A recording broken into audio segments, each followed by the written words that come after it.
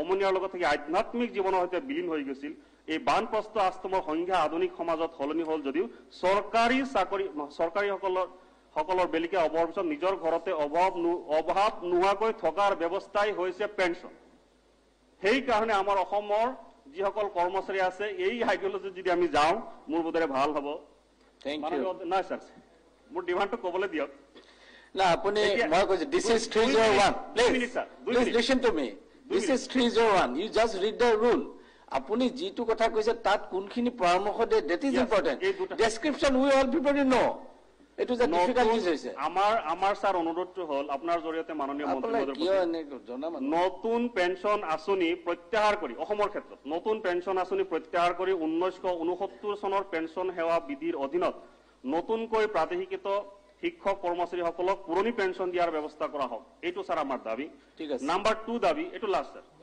ঠিক তেনেকৈ বিভিন্ন বিভাগত নিযুক্তি পোৱা বিষয়া কৰ্মচাৰীকো এনপিএছৰ সলনি পুৰণি পেঞ্চন নিয়মৰ আওতালৈ অনা হওক এইটোৱে মূল দুটা দাবী এই কথাখিনি কোৱাৰ সুযোগ দিয়াৰ কাৰণে মই আপোনাক ধন্যবাদ জনাই মোৰ বক্তব্য শেষ কৰিছো ধন্যবাদ This is an important matter. মই একাৰণে আপোনাক কৈছো অসমৰ ক্ষেত্ৰত লাষ্টৰ দুটা আগতে আৰম্ভ কৰি পিছৰখিনি কলে বেছি ভাল আছিল ডেসক্ৰিপশনটো দিবলৈ আপুনি পাৰে দিয়াত আপত্তি নাই কিন্তু আমি সদায় সমাজৰ ভালৰ কাৰণে কৰোতে কোনটো কৰিলে ভাল হ'ব এটা বেছিক এমফেসিস দিলে বেছি ভাল এনিৱে মিনিষ্টাৰ প্লিজ আপুনি ক'বনে না না মই 301 তো মই কৈছো নালাগে আপুনি কিবা প্লিজ অকমান বহক না কেইবাটা মিনিষ্টাৰ প্লিজ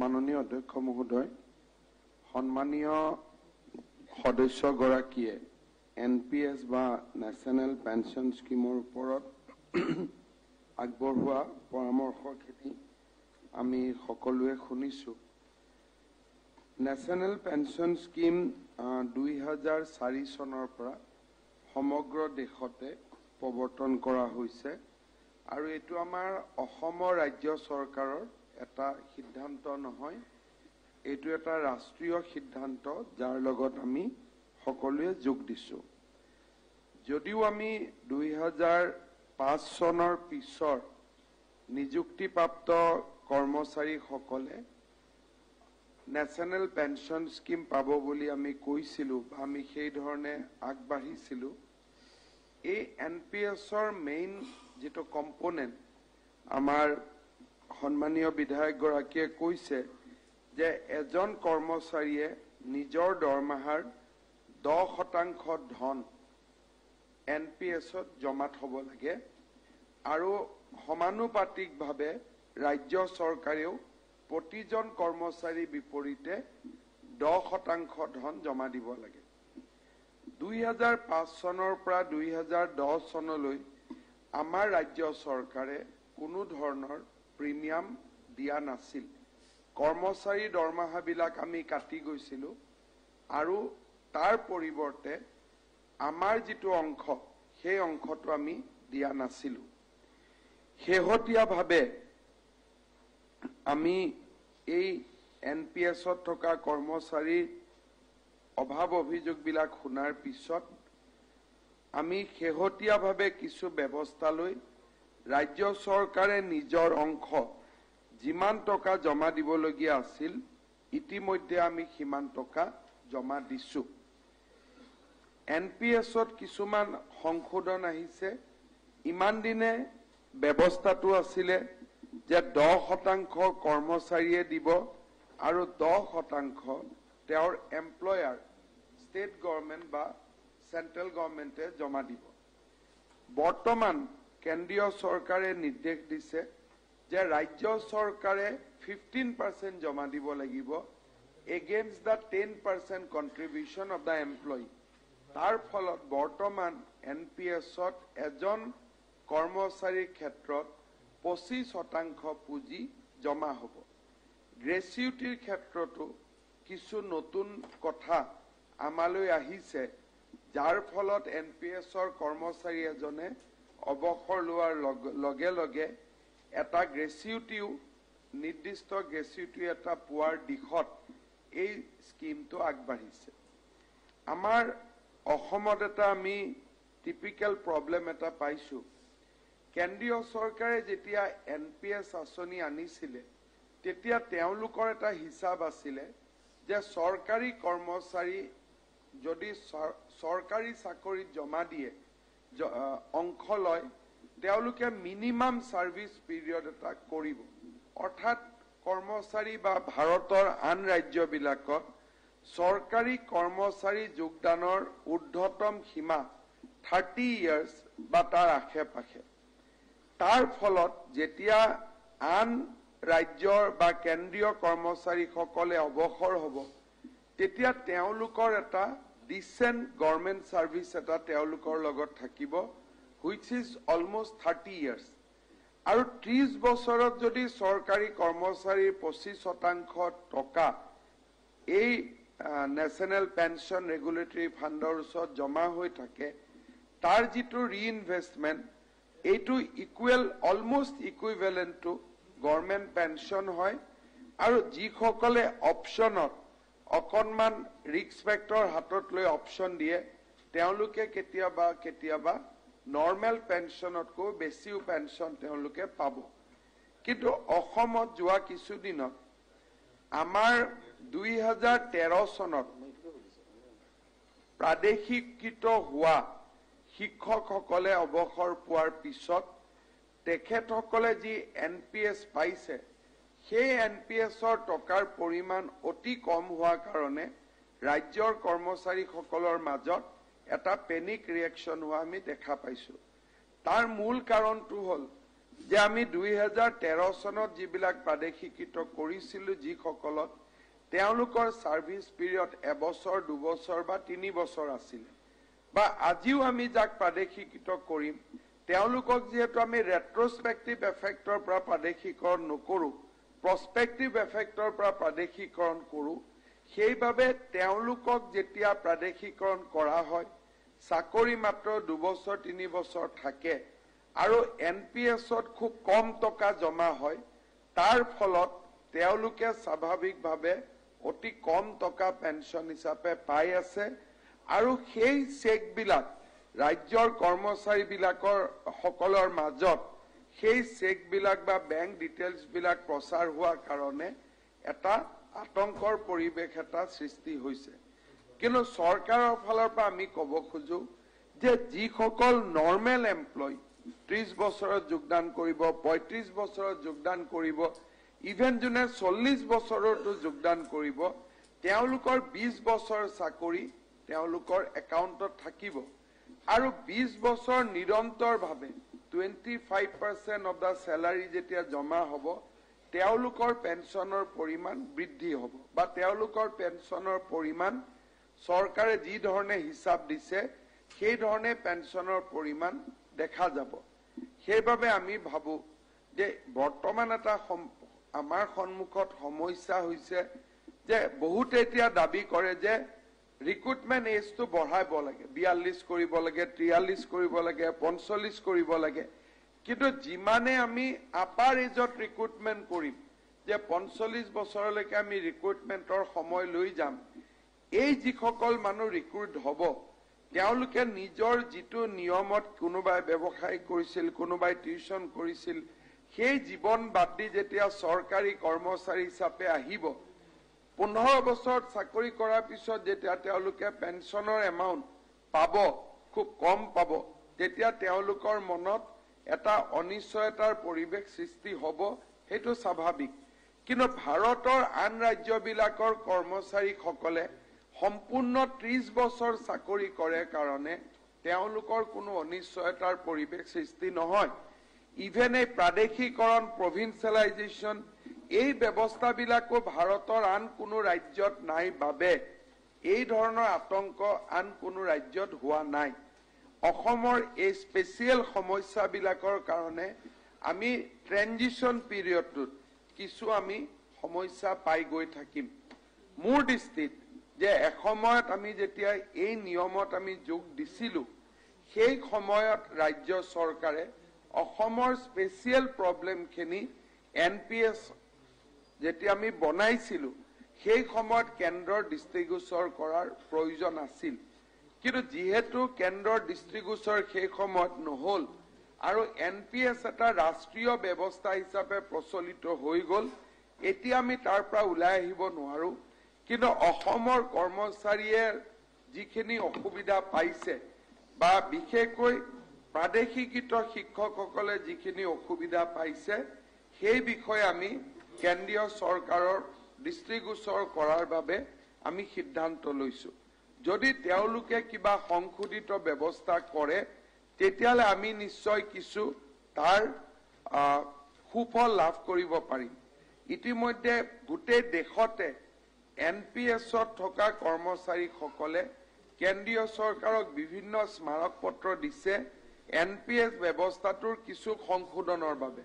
কেন্দ্ৰীয় চৰকাৰেও ইয়াক সময়ে সময়ে বিবেচনা কৰি ষ্টেট কন্ট্ৰিবিউশন বৰ্তমান 10ৰ পৰা 15%লৈকে বঢ়াইছে। আমি আজিৰ বিধানসভাটো যি প্ৰশ্ন উত্থাপিত হৈছে, সেই বিষয়বোৰ আমি সময়ে সময়ে কেন্দ্ৰীয় চৰকাৰৰ ওচৰত দৃষ্টিগোচৰ কৰি থাকিম, যাতে NPS-ত থকা কৰ্মচাৰীসকলে তেওঁলোকৰ জীৱনৰ শেষ সময়ত কোনো ধৰণৰ কষ্ট ভোগ কৰিব নালাগে। কিন্তু বিষয়টো কেন্দ্ৰীয় চৰকাৰৰ বিষয় হোৱা বাবে ৰাজ্য চৰকাৰে এই ক্ষেত্ৰত কোনো ধৰণৰ কমিটমেন্ট বা প্ৰতিশ্ৰুতি আমি দিব পৰা অৱস্থাত নাই। ধন্যবাদ। Thank you. এতিয়া কাৰ্যসূচী নম্বৰ 6 আমি ক্লিয়াৰ হলো বিষয়টো না, ঠিক আছে, বস্তুটো ভালকে আমি বুজিলো। এতিয়া মাননীয় মুখ্যমন্ত্ৰী হৈ সংসদীয় পৰিক্ৰমা মন্ত্ৰীয়ে 17 মাৰ্চ 28 জুলাই 16 অক্টোবৰ 3খন অধিসূচনা সদনত দাখিল কৰিব।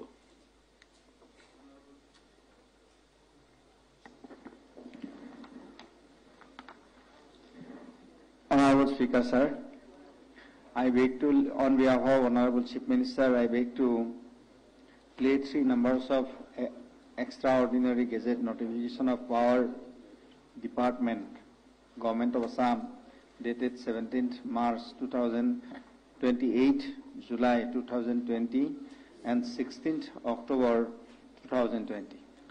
এতিয়া পৰৱৰ্তী কাৰ্যসূচী মাননীয় বিত্তমন্ত্ৰীয়ে 2020 চনৰ 18 আগষ্ট বা 23 নৱেম্বৰ তাৰিখলৈকে প্ৰকাশ হোৱা সৰ্বমুঠ 27খন অধিসূচনা সদনত দাখিল কৰিব।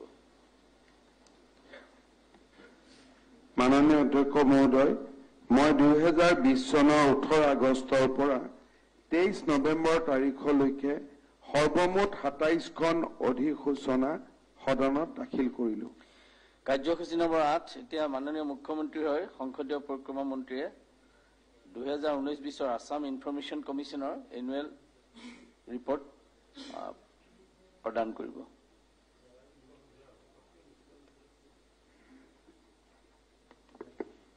Honorable Speaker, sir, I, on behalf of Honorable Chief Minister, beg to lay the annual report of Assam Information Commissioner for the year 2019-20.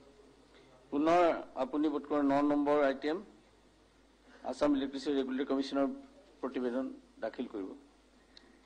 Honorable Speaker, sir, I, on behalf of Chief Minister Assam, beg to lay the annual report of Assam Electricity Regulatory Commission for the year 2019-20. Assam electricity grid corporation লিমিটেডৰ প্ৰতিবেদনো আপুনি দাখিল কৰক। Honorable Speaker, sir, I, on behalf of the Chief Minister, beg to lay that 16th annual report of Assam Electricity Grid Corporation Limited for the year 2018-19.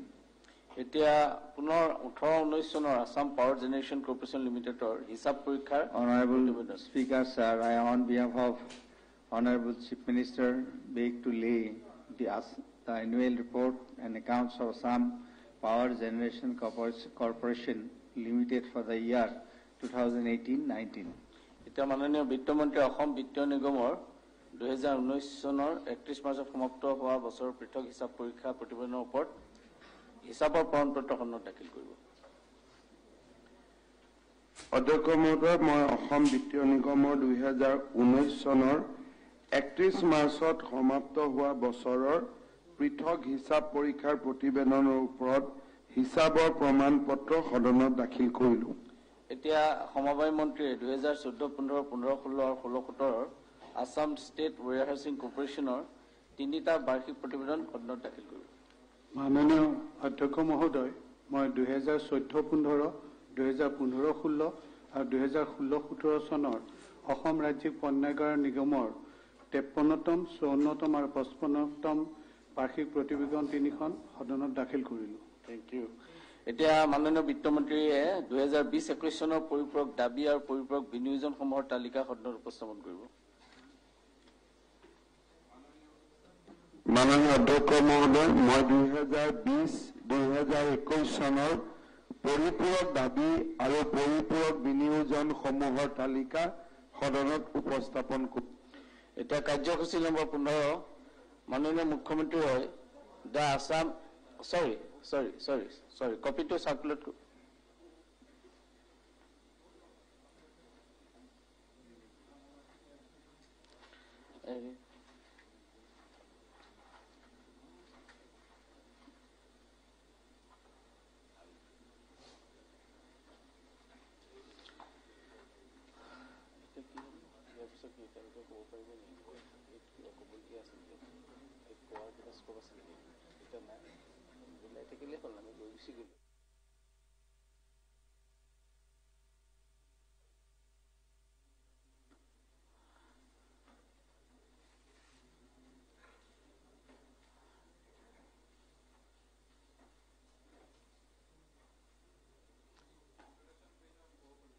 এটা ইন্ট্ৰডাকশন নাই।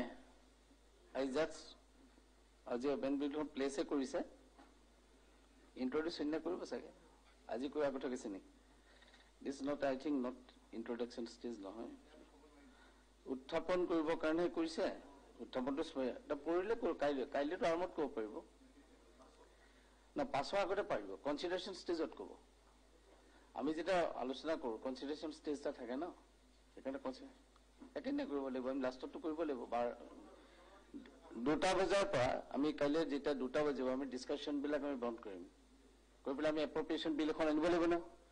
আমি এপ্ৰপ্ৰিয়েশ্যন বিলখন আহিব নহয়, তাত আপুনি কনচিডাৰেশ্যন ষ্টেজত ক'ব, ইয়াৰ এখন এপ্ৰপ্ৰিয়েশ্যন বিল আহিব ন।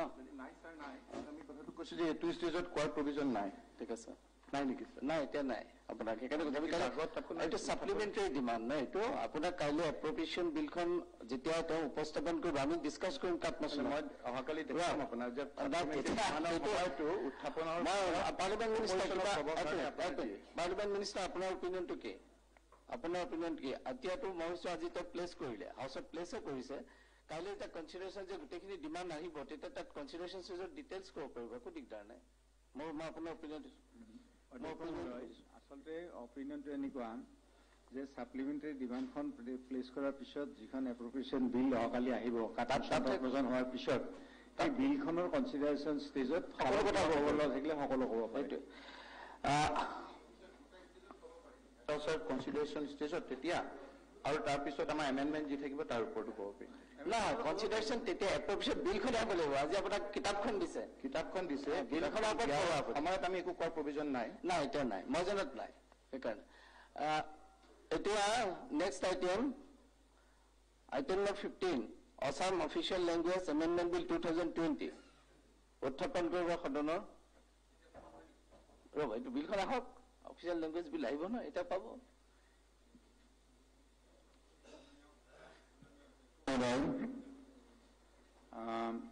The Assam Official Language Amendment Bill 2020 বিধায়কখন সদনত উত্থাপন কৰিবলৈ মই অনুমতি বিচাৰিছো। Yes, anybody want to speak? Yeah? কওক।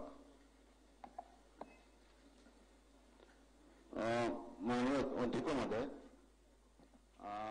ভাষা সার্কুলার আইন 1960 তার মধ্যে অধ্যক্ষ মহোদয় বড়াকে বাংলা, বড়োল্যান্ডে বড়ো এবং rest of the Assam SMS ভাষা, সেটাই ভাষা সার্কুলার আইন অধ্যক্ষ মহোদয়।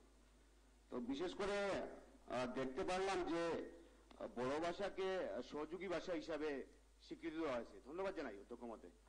ব্যক্তিগতভাবে খুব খুশি যে আজকে বড়ো ভাষাকে সহযোগী ভাষা হিসাবে স্বীকৃতি দেওয়া হয়েছে।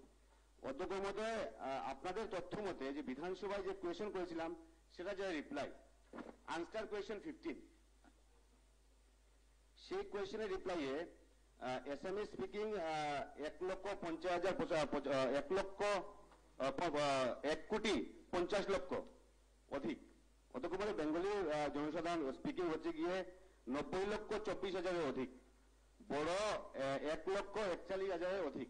অতএব বিশেষ করে বড় ভাষাকে সহযোগী ভাষা হিসেবে দেওয়া হয়েছে। এবং আমার যেটা ব্যক্তিগত উপলব্ধি অধ্যক্ষ যেহেতু বরাকবিলিতে বাংলা, বড়োল্যান্ডে বড়ো এবং রেস্ট অফ দ্য আসামে এসএমবিজ আছে, তো সোদের এখানে সহযোগী ভাষাটার অর্থটাকে আমি বুঝতে পারছি না। 1 নম্বর অধ্যক্ষ মহোদয়, 1 নম্বর কথা। 2 নম্বর কথা হচ্ছে গিয়ে যে যদি বড় ভাষা দেওয়া হয় তাহলে 90 লক্ষ মানুষ যেখানে বরাক থেকে শুরু করে এই 1,41,000 দেওয়া হলো, 90 লক্ষকে কেন সহযোগী ভাষা হিসেবে স্বীকৃতি দেওয়া হলো না, সেটাই আমাদের প্রশ্ন। আপনাদের বেঙ্গলিদের প্রতি মায়া মমতা আপনাদের অনেক সময় অনেক কিছু দেখতে পাই, কিন্তু প্রকৃত অর্থে সে কোথাও দেখা যায় না অধ্যক্ষ মহোদয়। তাই মন্ত্রী মহোদয়ের কাছে অনুরোধ যে বড়কে দিয়েছেন ঠিক আছে, কিন্তু হয় নয় বেঙ্গলিদেরকে কেন দেওয়া হলো না, সেটাই মন্ত্রী মহোদয়ের কাছে ক্লিয়ার জানতে চাই।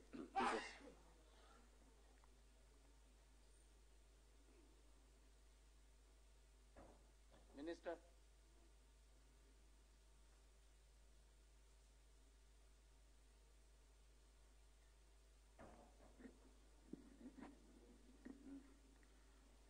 মাননীয় অধ্যক্ষ মহোদয়, মানে আমাৰ কমলাক্ষ দে পুৰকাষ্ট ডাঙৰীয়াই যিটো কথা কৈছে সেইটো হয় যে আমাৰ সকলো ভাষাৰ প্ৰতিয়ে আমাৰ সন্মান আছে, আৰু সেইকাৰণে আমাৰ মুখ্যমন্ত্ৰী ডাঙৰীয়াই এইবাৰ সকলো যিখিনি আমাৰ জনগোষ্ঠীয় ভাষা আছে প্ৰথমবাৰৰ বাবে অসম সাহিত্য সভাক 5 কোটি, বড়ো সাহিত্য সভাক অসম সাহিত্য সভাক 10 কোটি, বড়ো সাহিত্য সভাক 5 কোটি, 33টা জনগোষ্ঠীয় সাহিত্য সভাক 3 কোটি টকাকৈ মানে কৰ্পাছ ফাণ্ড কৰি দিছে, যাতে তাৰ ইণ্টাৰেষ্টৰ পইচাৰে এই ভাষাবিলাক ডেভেলপ কৰিব পাৰে। গতিকে আমাৰ কথাটো হৈছে কি যে আমাৰ পুৰকাষ্ট দে ডাঙৰীয়াই যিটো কথা কৈছে যে সহযোগী ভাষা হিচাপে দিয়া হ'ল এইকাৰণেই যে BTR চুক্তি এখন হৈছে, অলপতে আপোনাসকলে জানে, আৰু BTR চুক্তিৰ ভিত্তিত আচলতে বড়োটোক সহযোগী ভাষা হিচাপে দিয়া হ'ল। গতিকে এই চুক্তিখনক ভাৰত চৰকাৰ, অসম চৰকাৰ আৰু বড়ো যিসকলে ইমান দিন আন্দোলন কৰি আছিল তেওঁলোকে সেই আন্দোলনৰ ভিত্তিত এই কথাখিনি কৰা হ'ল। গতিকে আমি আজিৰ দিনটোত আমি এইটো মানে এনেকুৱা ধৰণত যাব নালাগে যে এইটো সহযোগী হ'ল, এইটো কিয় নহ'ল, কাৰণ অসমত 33টা তেনেকুৱা জনগোষ্ঠীয় লেংগুৱেজ আছে। গতিকে ভাষা কাৰ কিমান ছেকেণ্ডত আছে, ফাৰ্ষ্টত আছে, এইটো ডাঙৰ কথা নহয়, কিন্তু সকলোৰে ভাষাটো চবৰে কাৰণে মাতৃভাষাটো সকলোৰে কাৰণে ইম্পৰ্টেণ্ট। কাৰণ কিয় আমি যিটো ভাষাত ৰাতি সপোনত কথা পাতোঁ সেইটো হ'ল মাতৃভাষা। গতিকে আমিতো আৰু ফ্ৰেঞ্চ লেংগুৱেজত কথা নাপাতোঁ, কথা পাতিলে নিজৰ মাতৃভাষাতে কথা পাতোঁ। গতিকে সপোনত যিটো ভাষাত আমি কথা পাতোঁ সেইটো মাতৃভাষা, আপোন চবৰে এই ভাষাটো। গতিকে আজিৰ দিনটোত আমি এই কথাখিনিৰ ক্ষেত্ৰত আজি বৰাকত ধৰক বঙালী মিডিয়ামৰ স্কুল আছে, বঙালী মিডিয়াম তাত দিয়া হৈছে, ব্ৰহ্মপুত্ৰ ভেলীতো বঙালী মিডিয়ামৰ স্কুল আছে, বা কোনোবা ইচ্ছা কৰিলে বঙালী পঢ়িব পাৰে, গতিকে ইউনিভাৰ্চিটিটো তেনেকৈ আছে। গতিকে সুবিধাখিনি সকলো দিশৰ পৰা আছে। এইবিলাক হ'ল ডেভেলপ লেংগুৱেজ। আজি বেংগলী যিটো লেংগুৱেজ, এই লেংগুৱেজটো হ'ল ডেভেলপ লেংগুৱেজ। আৰু আজি যিবিলাক বড়ো লেংগুৱেজ হওক বা আজি আমাৰ মানে কি দেউৰী লেংগুৱেজ হওক বা আজি সোণোৱাল কছাৰী লেংগুৱেজ হওক, এই লেংগুৱেজবিলাক আজিৰ দিনটোত বা কাৰ্বিয়ে হওক বা মিচিঙে হওক, এই লেংগুৱেজবিলাকত ডেভেলপ হোৱা নাই। গতিকে লেংগুৱেজবিলাক আমি সকলো লেংগুৱেজ যাতে সমানে ডেভেলপ কৰি আনিব পাৰোঁ, গতিকে তাৰে এটা প্ৰচেষ্টা চৰকাৰে আজি হাতত লৈছে। গতিকে সেইকাৰণে আমি আজিৰ দিনটোত এইটো আমি এনেকুৱা ধৰণত আমি ভাবিব নালাগে যে এইটো বড়োটো দিলে আমাৰটো নিদিলে, এনেকুৱা কথা এটা হ'ব নালাগে। কাৰণ ভাষাটো আমি সদায় সন্মান কৰোঁ, আৰু সন্মান কৰাৰ কাৰণে আমি ভাষাৰ ক্ষেত্ৰত বিশেষ আমি ব্যৱস্থা লৈছোঁ। আৰু এই যিখন আইন, এই আইনখন মতে গোটেই কাছাৰ জিলাত আমাৰ মানে বেংগলী লেংগুৱেজ চলিবই, তাত খালি অসমীয়া এখন পেপাৰ থাকিব। ঠিক তেনেকৈ বড়োলেণ্ডতো, আনকি আমাৰ সিদিনা মিটিঙত আমাৰ হিমন্ত বিশ্ব শৰ্মা ডাঙৰীয়াই আমাৰ চন্দন ব্ৰহ্ম ডাঙৰীয়াক কৈছে যে বড়োলেণ্ডত যিমান চাইনবোৰ্ড আছে, চাইনবোৰ্ডবিলাকত অকল মানে দেৱনাগৰী ভাষা আৰু ইংলিছত লিখা আছে, সেইবিলাকো অসমীয়াত লিখিব লাগে, এনেকৈ তেওঁ কৈছে, মানে চন্দন ব্ৰহ্ম কৈছে আমাৰ বিত্তমন্ত্ৰী ডাঙৰীয়াই। গতিকে প্ৰশ্নটো হৈছে কি যে আমি সকলো মিলাপ্ৰীতিৰে আমাৰ মুখ্যমন্ত্ৰী ডাঙৰীয়া যিটো শ্লোগান যে বৰাক ব্ৰহ্মপুত্ৰ পাহাৰ ভৈয়াম, আমি সকলোৱে মিলি এই কথাখিনি আমি আগবাঢ়ি যাব লাগে, মই তাকে অনুৰোধ কৰিলোঁ। এতিয়া এনে এমেণ্ডমেণ্ট দিব পাৰিব আপুনি? বিলখনটো আহিব আজি, কাইলৈ এমেণ্ডমেণ্ট দিব, পৰহিলে ডিছকাশ্যনত ল'ব। ঠিক আছে, তাৰ আপুনি সেইদিনা আলোচনা কৰি ডিটেইলছ ল'ব। আমাৰ মন্ত্ৰী মহোদয় যিটো কৈছে আৰু আমাৰ এনে কাৰো বিদ্বেষ বা এইবোৰো আমি এনেকা আমাৰ হেৰিয়াটো নাই। আমাৰ কথাটো যে মন্ত্ৰী মহোদয় যিটো কৈছে যে গানচিন এইচৰ কথা, গানচিন এইচ যিটো দোৱা হ'ল অধ্যক্ষ মহোদয়, তাতেও ডিছক্ৰিমিনেশ্যন আমি দেখা পালো যে বংগ সাহিত্য সাংস্কৃতিক সন্মিলন এইটো লিষ্টতো নাই, যিটো লিষ্ট আছে এই লিষ্টত নাই, একদম টোটেল নাই অধ্যক্ষ মহোদয়। তো এইবোৰ কিয় হৈ আছে আৰু ক'ৰবাত বা কিবা প্ৰব্লেম আছে নেকি? মুখত এটা কথা বুকুত এটা কথা, নহব নাই অধ্যক্ষ মহোদয়? এইটো কথা মুখত আছে, এইটো বুকুতো ক'ব লাগিব। দুটা কথা হলে ডিছক্ৰিমিনেশ্যন হৈ যাব আৰু টোটেল ডিছক্ৰিমিনেশ্যন আমি দেখা পাইছো অধ্যক্ষ মহোদয়। এইটো কাৰণে মই মন্ত্ৰী মহোদয়ৰ উত্তৰত মই মোটেও সন্তুষ্ট নহয়। আল্টিমেটলি যদি ভালকে কৰিব পাৰে তেনেহলে সন্তুষ্ট, নহলে সন্তুষ্ট পৰহিলে আমি আলোচনা ডিটেইল কৰিম, তাতো ক'ব পাৰিব। ঠিক আছে, এতিয়া পৰহিলে আমাৰ ডিটেইল ডিছকাশ্যনতো ক'ব পাৰিব। বিধেয়কখন উত্থাপন কৰাৰ বাবে সদনত সন্মতি আছেনে? এটা অনুমতি দিয়া হৈছে। মই এতিয়া মাননীয় মন্ত্ৰী ডাঙৰীয়াক বিধেয়কখন সদনত উপস্থাপন কৰিবৰ কাৰণে অনুৰোধ জনালো।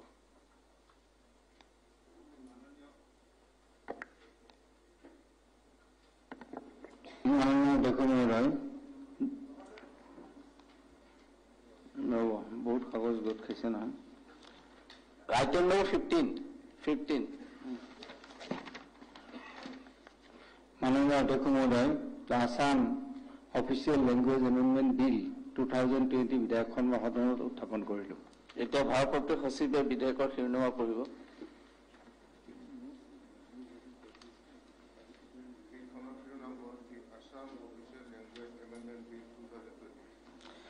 এতিয়া কাৰ্যসূচী 16, এতিয়া মাননীয় পাটৰ ডাঙৰীয়াই Assam tea plantation provident fund and pension fund and deposit link insurance fund scheme amendment bill 2020 উত্থাপনৰ বাবে সদনৰ অনুমতি বিচাৰি প্ৰস্তাৱ কৰিব। অধ্যক্ষ মহোদয়, the Assam Tea Plantations Provident Fund and Pension Fund and Deposit Linked Insurance Fund Scheme Amendment Bill 2020 বিধেয়কখন সদনত উত্থাপন কৰিবলৈ মই অনুমতি বিচাৰিছোঁ। এতিয়া বিধেয়কখন উত্থাপন কৰাৰ বাবে সদনৰ সন্মতি আছেনে? অনুমতি দিয়া হৈছে। মই এতিয়া পুনৰ মন্ত্ৰী ডাঙৰীয়াক বিধেয়কখন সদনত উপস্থাপন কৰিবলৈ অনুৰোধ কৰিলোঁ, উত্থাপন কৰিলোঁ। মাননীয় অধ্যক্ষ মহোদয়, the Assam Tea Plantation Provident Fund and Pension Fund and Deposit Linked Insurance Fund Scheme Amendment Bill 2020 বিধেয়কখন মই সদনত উত্থাপন কৰিলোঁ। Secretary answers.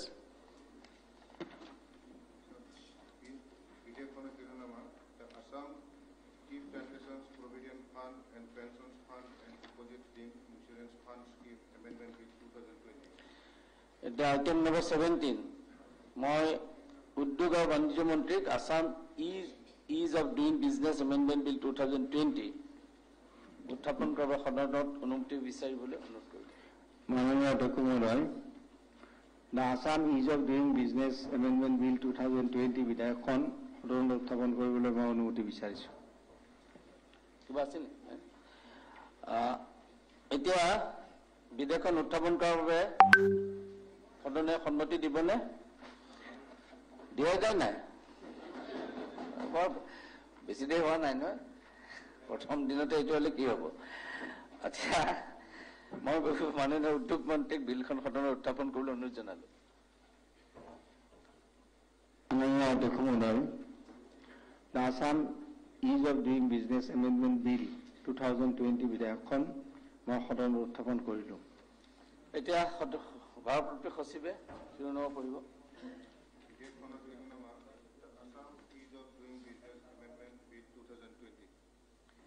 এতিয়া মই আইটেম নম্বৰ 18 বিত্তমন্ত্ৰী ডাঙৰীয়াক আসাম টেক্সেশ্যন লিকুইডেশ্যন অফ এৰিয়াৰ ডিউজ ছেকেণ্ড এমেণ্ডমেণ্ট বিল 2020 উত্থাপন কৰাৰ বাবে সদনৰ অনুমতি বিচাৰিবলৈ অনুৰোধ কৰিলোঁ। মাননীয় অধ্যক্ষ মহোদয়, the Assam Taxation Liquidation of Area Dues Second Amendment Bill 2020 বিধেয়কখন সদনত উত্থাপন কৰিবলৈ মই অনুমতি বিচাৰিছোঁ। এতিয়া বিধেয়কখন সদনত উত্থাপন কৰাৰ বাবে সদনৰ সন্মতি আছেনে? এটা অনুমতি দিয়া হৈছে। ৰাজভৱনৰ পৰা বিধেয়কখন সদনত উত্থাপন কৰিবৰ বাবে অসমৰ ৰাজ্যপাল মহোদয়ে এটা বাণী পঠিয়াইছে, মই বাণীটো পঢ়ি দিছো।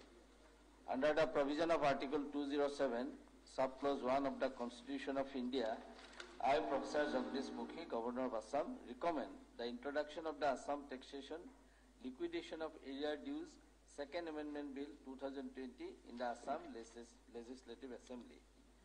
এতিয়া মই বিত্তমন্ত্ৰীক সদনৰ বিধেয়কখন উত্থাপন কৰিবলৈ অনুৰোধ কৰিছো। মাননীয় অধ্যক্ষ মহোদয়, the Assam Taxation Liquidation of Area Dues Second Amendment Bill 2020 বিধেয়কখন মই সদনত উত্থাপন কৰিলো। এতিয়া ভাৰপ্ৰাপ্ত সচিব বিধেয়কৰ শিৰোনামা পঢ়িব। বিধেয়কখনৰ শিৰোনামা The Assam Taxation Liquidation of Area Dues Second Amendment Bill 2020. Item number 19, বিত্তমন্ত্ৰীয়ে পুনৰ Assam micro' finance institution regulation of money lending bill 2020 উত্থাপনৰ বাবে সদনৰ অনুমতি বিচাৰিব। মাননীয় অধ্যক্ষ মহোদয়, the Assam Microfinance Institution Regulation of Money Lending Bill 2020 বিধেয়কখন সদনত উত্থাপন কৰিবলৈ মই অনুমতি বিচাৰিছো। এতিয়া সদনৰ সন্মতি এই বিধেয়কখন উত্থাপন কৰিব আছেনে? ৰাজভৱনৰ পৰা বিধেয়কখন সদনৰ উত্থাপনৰ বাবে এটা বাণী আহিছে, মই পুনৰ বাণী এটা পঢ়ি দিছো। Under the provision of Article 207, Subclause 1 of the Constitution of India, I, Professor Jagdish Mukhi, Governor of Assam, recommend the introduction of the Assam Microfinance Institution Regulation of Money Lending Bill 2020 in the Assam Legislative Assembly. এতিয়া মই বিত্তমন্ত্ৰীক পুনৰ বিধেয়কখন সদনত উত্থাপন কৰাৰ বাবে অনুৰোধ কৰিলো। মাননীয় অধ্যক্ষ মহোদয়, the Assam Microfinance Institution Regulation of Money Lending Bill 2020 বিধেয়কখন মই সদনত উত্থাপন কৰিলো। Secretary in charge. বিলখনৰ শিৰোনামা The Assam Microfinance Institutions Regulation of Money Lending Bill 2020. ইয়াৰ পাছৰ item number 20, Assam Education Provincialization of Services of Non-Teaching Staff of Venture Education Institution Amendment Bill 2020 সদনত উত্থাপনৰ বাবে অনুমতি বিচাৰি প্ৰস্তাৱ কৰিবলৈ মই শিক্ষামন্ত্ৰীক অনুৰোধ কৰিলো। মাননীয় অধ্যক্ষ মহোদয়, the Assam Education Provincialization of Services of Non-Teaching Staff of Venture Educational Institution Amendment Bill 2020 বিধেয়কখন সদনত উত্থাপন কৰিবলৈ মই অনুমতি বিচাৰিছো। বিধেয়কখন উত্থাপনৰ বাবে সদনৰ অনুমতি আছেনে? অনুমতি দিয়া হৈছে। ৰাজভৱনৰ পৰা বিধেয়কখন সদনৰ উত্থাপনৰ বাবে এটা বাণী পঠিয়াইছে। Under the provision of Article 207, Subclause 1 of the Constitution of India, I, Professor Jagdish Mukhi, Governor of Assam, do hereby recommend the introduction of the Assam Education Provincialization of Services of Non-Teaching Staff of Venture Educational Institutions Amendment Bill 2020 in the Assam Legislative Assembly. এতিয়া মন্ত্ৰী ডাঙৰীয়াক মই বিধেয়কখন সদনত উত্থাপন কৰিবলৈ অনুৰোধ কৰিলো। মাননীয় অধ্যক্ষ মহোদয়, the Assam Education Provincialization of Services of Non-Teaching Staff of Venture Educational Institutions Amendment Bill 2020 বিধেয়কখন মই সদনত উত্থাপন কৰিলো। এতিয়া Secretary in charge. বিলখনৰ শিৰোনামা The Assam Education Provincialization of Services of Non-Teaching Staff of Venture Educational Institutions Amendment Bill 2020. Item number 21, মই এতিয়া মাননীয় ভৈয়াম জনজাতি আৰু পিছপৰা শ্ৰেণীসমূহৰ কল্যাণ মন্ত্ৰীক the Moran autonomous council amendment bill 2020 উত্থাপন কৰিবৰ বাবে সদনৰ অনুমতি বিচাৰিবলৈ অনুৰোধ কৰিলো। মাননীয় অধ্যক্ষ মহোদয়, the Moran autonomous council amendment bill 2020 বিধেয়কখন সদনত উত্থাপন কৰিবলৈ মই অনুমতি বিচাৰিলো। এতিয়া মই সদনক সুধিব বিচাৰো যে সদনত এই বিধেয়কখন উত্থাপনৰ বাবে সন্মতি আছেনে? অনুমতি দিয়া হৈছে। এতিয়া মাননীয় মন্ত্ৰীয়ে বিধেয়কখন সদনত উত্থাপন কৰিব। মাননীয় অধ্যক্ষ মহোদয়, the Moran autonomous council amendment bill 2020 বিধেয়কখন মই সদনত উত্থাপন কৰিলো। এটা Secretary in charge. বিলখনৰ শিৰোনামা the Moran Autonomous Council Amendment Bill 2020. Item number 22. Punor Montri Dangoria, the Motok Autonomous Council Amendment Bill 2020, Uttapanor Hodonor Numti Bisaribo. মাননীয় অধ্যক্ষ মহোদয়, the Motok Autonomous Council Amendment Bill 2020 বিধেয়কখন সদনৰ উত্থাপন কৰিবলৈ মই অনুমতি বিচাৰিছো। বিধেয়কখন উত্থাপনৰ বাবে সদনৰ সন্মতি আছে। অনুমতি দিয়া হৈছে। এতিয়া মাননীয় মন্ত্ৰীয়ে পুনৰ বিধেয়কখন সদনৰ উত্থাপন কৰিব। মাননীয় অধ্যক্ষ মহোদয়, the Motok Autonomous Council Amendment Bill 2020 বিধেয়কখন মই সদনৰ উত্থাপন কৰিলো। Secretary in charge. বিধেয়কখনৰ শিৰোনামা the Motok Autonomous Council Amendment Bill 2020. এতিয়া item number 23. মন্ত্ৰী ডাঙৰীয়া Kamatapur autonomous council amendment bill 2020 উত্থাপনৰ বাবে সদনৰ অনুমতি বিচাৰিব। আপোনাক দিছ তাকে কৈ ল'ব। মাননীয় অধ্যক্ষ মহোদয়, the Kamatapur autonomous council amendment bill 2020 বিধেয়কখন সদনত উত্থাপন কৰিবলৈ মই অনুমতি বিচাৰিলো। মাননীয় অধ্যক্ষ মহোদয়,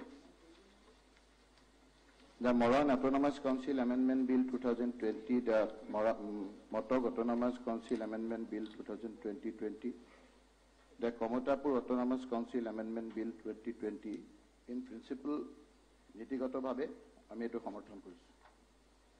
কিন্তু এই কথাখিনি আহাৰ আগত আমি দুটামান কথা চৰকাৰৰ পৰা স্পষ্টীকৰণ বিচাৰিছো যে আমাৰ আগৰ গভৰ্ণমেণ্ট হিতেশ্বৰ শইকীয়া ডাঙৰীয়াৰ নেতৃত্বাধীন চৰকাৰ, তাৰপিছত তৰুণ গগৈ ডাঙৰীয়াৰ নেতৃত্বাধীন চৰকাৰতো যিবিলাক জাতি জনগোষ্ঠীৰ ৰিপ্ৰেজেণ্টেটিভ প্ৰতিনিধি বিধানলৈ আহিব নোৱাৰে বা যি জনগোষ্ঠীয়ে বিধায়ক থকা অৱস্থাটো, পঞ্চায়ত থকা অৱস্থাটো সেই অঞ্চলৰ উন্নতি নহয়, তেনেকুৱাকে আপোনাৰ 6 শিডিউল এৰিয়াটো আমি অটোনমাস কাউন্সিল কৰিছো আৰু বাকী এলেকাত যিসকলক জনজাতি কৰা হৈছে সেইসকলক আমি অটোনমাস কাউন্সিল কৰিছো আৰু যিসকলক অটোনমাস কাউন্সিল আমি কৰিব পৰা নাই সেইসকলক ডেভেলপমেণ্ট কাউন্সিল কৰাৰ কথা আমি আৰম্ভ কৰিছিলো। হিতেশ্বৰ শইকীয়া ডাঙৰীয়া মুখ্যমন্ত্ৰী থকা অৱস্থাত এইখিনি তদৰ্থ ভিত্তিক আছিলে। পৰৱৰ্তী সময়ত তৰুণ গগৈ ডাঙৰীয়া মুখ্যমন্ত্ৰী থকা অৱস্থাত নিৰ্বাচিত দ্বাৰা এই কাউন্সিল বা অটোনমাস কাউন্সিল বা ডেভেলপমেণ্ট কাউন্সিলসমূহত আমি চৰকাৰৰ ফালৰ পৰা বিভিন্ন সময়ত অনুদান দি সেই অঞ্চলৰ যিখিনি জুৰিডিকশ্যন থাকে সেই লোকসকলক সহায় কৰাৰ চিষ্টেম আৰম্ভ হৈছিল। এতিয়া আমাৰ যি ইলেকশ্যনৰ মাত্ৰ 2 মাহৰ আগত মৰাণ মটক কমতাপুৰ অটোনমাস কাউন্সিল দিয়া হৈছে, আমি এইসকলক অটোনমাস কাউন্সিল দিয়াটোত আমি আপত্তি কৰা নাই, বাৰে বাৰে কৈছো। কিন্তু এওঁলোকে বিচাৰিছিল কি? এওঁলোকে বিচাৰিছিল তেওঁলোকক জনজাতিকৰণ কৰা। ইয়াৰ লগত আৰু 3টা জনগোষ্ঠী আছিল। চুতীয়া জনগোষ্ঠী আছিলে, টি গাৰ্ডেনৰ চাহ জনজাতি লোকসকল আছিল, আহোম জনগোষ্ঠী আছিল। এতিয়া বাকী 2টা জনগোষ্ঠীক আমাৰ জনজাতি বা অটোনমাস কাউন্সিল আমাৰ দিয়া নাই, বাকীসকলক অটোনমাস কাউন্সিল দিছে। ইয়াত খালি এটা অনুৰোধ কৰিব বিচাৰিছো যে কোনোবাই কয় যে ইয়াত কিবা আইনৰ সুৰুঙা আছে নেকি? কাৰণ অটোনমাস কাউন্সিল দিবলৈ হলে জনজাতিকৰণ বাধ্যতামূলক বুলি আমাৰ চেন্ট্ৰেল গভৰ্ণমেণ্টৰ যিটো 6 শিডিউল এক্ট তাত আছে, ষ্টেট এক্টতো আছে যে মই ভালকৈ পঢ়া নাই যে জনজাতি কৰাৰ সকলক অটোনমাস কাউন্সিল দিয়ে আৰু বাকীসকলক ডেভেলপমেণ্ট কাউন্সিল কৰে। গতিকে তেওঁলোকৰ আছিল জনজাতিকৰণ কৰাটো। জনজাতিকৰণ কৰিবৰ কাৰণে ইমান আন্দোলন কৰাৰ পাছত মাত্ৰ ইলেকশ্যনৰ 2 মাহৰ আগত এই কামখিনি কৰাৰ পাছত মুছলিম কিছু লোকক এই কাউন্সিলৰ বিভিন্ন বিষয় বা হ'ব। কিন্তু এতিয়া কমতাপুৰৰ যিখন কথা কৈছে, যিটো আপোনাৰ জুৰিডিকশ্যনৰ কথা কৈছে, তেওঁলোকে বিচাৰিছিল যে কোচ ৰাজবংশীসকলৰ গোটেই অসমত সিঁচৰিত হৈ আছে। এতিয়া কেৱল এটা নিৰ্ধাৰিত এলেকাত সেইখিনি মানুহক এই কাউন্সিলৰ অন্তৰ্ভুক্ত কৰা হ'ব। আৰু যিটো মেইন অটোনমাস কাউন্সিলৰ যিটো মটৰ, যিটো আইনগত কথা 6 শিডিউল এৰিয়াটো, যে যিটো কমিউনিটিক দিয়া হয় তাৰ 51% তেওঁলোকৰ কমিউনিটি থাকে আৰু তেতিয়া সেইখিনি এলেকাত অটোনমাস কাউন্সিল বা 6 শিডিউল এৰিয়া কৰে। এতিয়া কথাবিলাক হ'ল যে এইসকলৰ যিসকল আমি অটোনমাস কাউন্সিলৰ কথা কৈছে, কমতাপুৰ অটোনমাস কাউন্সিল বিশেষকৈ কোচ ৰাজবংশীসকলৰ কথাটো কৈছো মই, বাকীসকলকো একেলগে কৈছো যে এই লোকসকলৰ হৈছে পেটৰ বিষ আৰু আমি চৰকাৰে বান্ধিছে ভৰিখন। তেওঁলোকৰ ভৰি ভাঙা নাই, হৈছে পেটৰ বিষ। তেওঁলোকক লাগে জনজাতিকৰণ। জনজাতিকৰণটো আপোনালোকে কেতিয়া কৰিব? আৰু জনজাতিকৰণ নকৰাকৈ যদি অট'নমাছ কাউন্সিল দিয়া হয়, তাত কিবা আইনৰ সুৰুঙা থাকি যাব নেকি যে জনজাতি নকৰাকৈ অট'নমাছ কাউন্সিল দিছে? এই কথাখিনি অকণমান চৰকাৰে খোলাকে ক'ব লাগে, যাতে পিছত দিয়াৰ নামত দিয়া হ'ব, আকৌ কামখিনি নহ'ব, মানুহখিনিক অলপ প্ৰবঞ্চনা কৰা হ'ব। এই কথাখিনি অলপ খোলাকে কোৱাৰ দৰকাৰ। তথাপি কৈছো যে 3টা জনগোষ্ঠীয়ে হওক, যা হওক, অট'নমাছ কাউন্সিলত ইন প্ৰিন্সিপল আমি সমৰ্থন কৰিছো। যদি দিছে সকলো মানুহকে লওক। কোচ ৰাজবংশীৰ সকলো মানুহে বিচাৰিছে জনজাতিকৰণ। এতিয়া কেৱল এটা নিৰ্ধাৰিত ঠাইত, এতিয়া BTC BTR এলেকাৰ কোচ ৰাজবংশীসকলে কিয় জনজাতিকৰণ বিচাৰিছে? এইকাৰণে তেওঁলোকে জনজাতি বিচাৰিছে যে তেওঁলোকৰ চাইজেবল পপুলেশ্যন তাত আছে, কিন্তু তেওঁলোকে বিধানসভাত বা তাত যিটো ৰিজাৰ্ভ কৰে সংৰক্ষণত তেওঁলোকে উঠিব নোৱাৰে। মূল কথাটো হ'ল যে তেওঁলোকে জনজাতিকৰণ কৰিলে তেওঁলোকে ৰাজনৈতিক ক্ষমতাটো পাব। সেই ৰাজনৈতিক ক্ষমতা প্ৰতিনিধি কৰাৰ কাৰণেই তেওঁলোকে জনজাতিকৰণটো বিচাৰিছে। এতিয়া অকণমান এটা নিৰ্দিষ্ট ঠাইত এই অট'নমাছ কাউন্সিলটো দিব, বাকী এতিয়া নগাঁৱত আছে, বিভিন্ন ঠাইত কোচ ৰাজবংশীসকল আছে, সেই লোকসকলক ছেটেলাইট ছিষ্টেমতো ইয়াত ৰখা হোৱা নাই বুলি মই শুনিছিলোঁ। এতিয়া মই বিলখন ভালকৈ পঢ়া নাই, আপোনালোকে দিলে পঢ়িম যে সেই ছেটেলাইট ছিষ্টেমত বাকী মানুহখিনি হ'বনে নহয়। যদি নহয়, কেৱল নিৰ্ধাৰিত এঠাইত যদি কৰা যায়, তাত কিবা আইনৰ সুৰুঙা থাকি যায় নেকি? এই কথাখিনি অধ্যক্ষ মহোদয় আপোনাৰ যোগেদি অকণমান আমি চৰকাৰৰ পৰা স্পষ্টীকৰণ হিচাপে বা আপোনালোকে জনাওক। কিন্তু আকৌ কৈছো যে ইন প্ৰিন্সিপল এই 3খনক আমি আপোনাৰ সমৰ্থন কৰিছো। আৰু বাকী 2-3টা যিকেইটা জনগোষ্ঠী আছে, সেই লোকসকলৰ কথাটো চৰকাৰে কি ভাবিছে জনজাতিকৰণ কথাটো, সেই কথাটো অকণমান ক'লে আমি কৃতজ্ঞ হ'ম। Thank you. Minister please. মাননীয় অধ্যক্ষ মহোদয়, 6 জনগোষ্ঠীৰ জনজাতিকৰণৰ প্ৰক্ৰিয়াটো অব্যাহত। আৰু এই আজি যিটো আমি এমেণ্ডমেণ্ট আনিছোঁ, যোৱাবাৰ যেতিয়া মেইন বিলখন যেতিয়া অনা হৈছিল, তেতিয়াও তেনেকুৱা ধৰণৰ ডিছকাশ্যনটো নোহোৱা নহয় হৈছিল। আৰু তেতিয়াও জবাবটো চৰকাৰী পক্ষৰ পৰা আমি দিয়া হৈছিল যে এইটো এটা সিদ্ধান্ত, আৰু সিদ্ধান্ত মৰ্মে আমি সেইটো বিলখন আমি ইয়াত লৈ আহিছোঁ। আৰু সংশোধনী প্ৰস্তাৱ তেতিয়া বিশেষ তেনেকুৱা দিয়া নাছিলে। এতিয়া আমি চৰকাৰী পক্ষৰ পৰা কিছুমান ইয়াৰ সংশোধনী প্ৰস্তাৱ লৈ আহিছোঁ। আৰু ইয়াত যদি সংশোধনৰ কাৰণে যদি প্ৰয়োজন বোধ কৰে, আমাৰ হোসেন ডাঙৰীয়া যি কথাটো কৈছে, সেইটো সংশোধনী প্ৰস্তাৱত আপুনি কালি যদি দাখিল কৰে, তেতিয়া আমি আলোচনা কৰিম, বিবেচনা কৰিম পৰহি। এই কথাটো নিশ্চয় তেনেকুৱা লাইনত আহিলে বেছি ভাল হ'ব। ঠিকে কৈছে। এতিয়া বিধেয়কখন সদনৰ উত্থাপনৰ সন্মতি আছে, গতিকে মই মন্ত্ৰী ডাঙৰীয়াক বিধেয়কখন সদনত উত্থাপন কৰিবলৈ অনুৰোধ কৰিছোঁ। মাননীয় অধ্যক্ষ মহোদয়, Kamatapur autonomous council amendment bill 2020 বিধেয়কখন মই সদনত উত্থাপন কৰিলোঁ।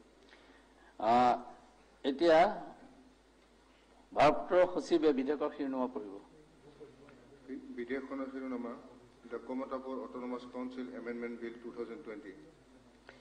এতিয়া আইটেম নম্বৰ 24, শিক্ষামন্ত্ৰীক মই আছাম ৰিপিলিং বিল 2020 উত্থাপন কৰাৰ বাবে সদনৰ অনুমতি বিচাৰিবলৈ প্ৰস্তাৱ কৰিলোঁ।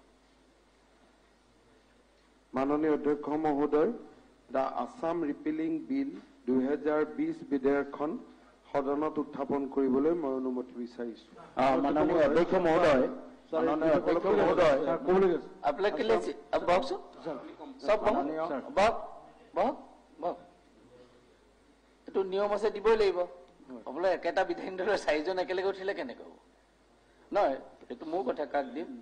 আপোনালোকে, মই ভাবো যে গোটেইকেইজনে ক'লে এমেণ্ডমেণ্ট আমাৰ এইটো আহিবইতো পিছতো কিবা কিবি, কিন্তু যদি কয় গোটেইকেইজনে নকয়, এজন বা দুজনে ক'লে ভাল, কনচাইজ হয় ডিচিশ্যন। গতিকে মই বিধায়িনী দলপতিক কৈছো 2জন দিয়ক। কাক ক'বলৈ নিদিওঁ বুলি কোৱা নাই, কিন্তু আপোনাৰ এটা বিধায়িনী দলৰ পৰা কথাবিলাক কনচাইজলি ক'লে বেছি ভাল হয়।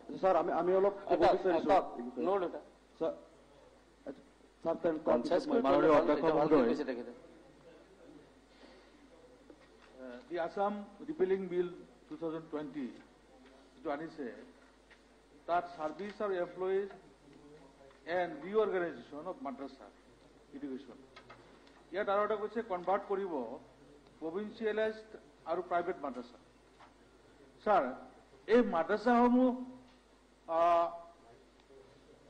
1915 চনৰ পৰাই আৰম্ভ হৈছিলে, যেতিয়া ভাৰতবৰ্ষ পৰাধীন আছিল, ব্ৰিটিছে শাসন কৰিছিলে। এই ব্ৰিটিছৰ শাসন কালতেই 1930 চনত মাদ্ৰাছা বোৰ্ড গঠন হৈছিলে আৰু সেই সময়ৰ পৰাই অসমত প্ৰায় 9খন মাদ্ৰাছা চলি আছিল স্যাৰ।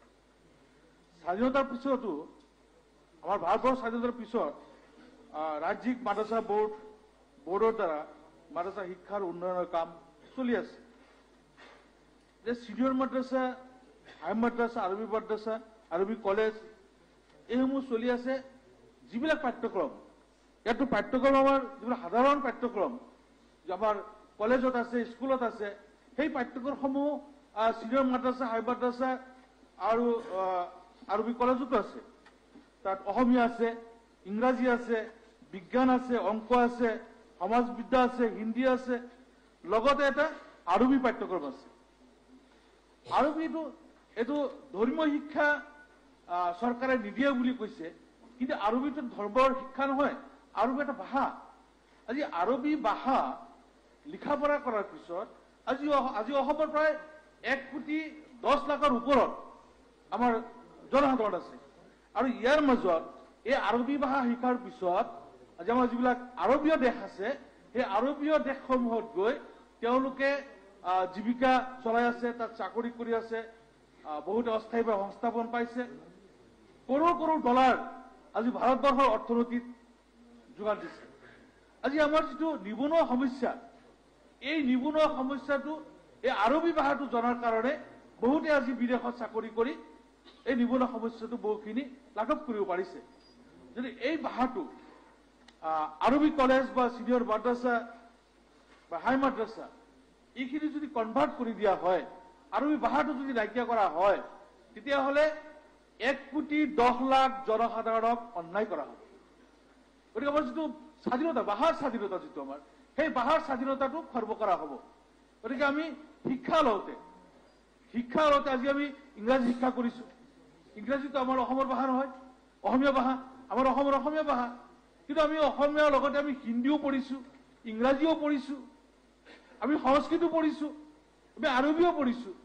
গতিকে আৰবী ভাষাটো বন্ধ কৰাৰ কাৰণে যিটো পদক্ষেপ চৰকাৰে লৈছে, এইটো যদি লোৱা হয়, তেতিয়াহ'লে 1,10,00,000 জনসাধাৰণক ঘোৰ অন্যায় কৰা হ'ব আৰু সংবিধানে দিয়া অধিকাৰটো খৰ্ব কৰা হ'ব।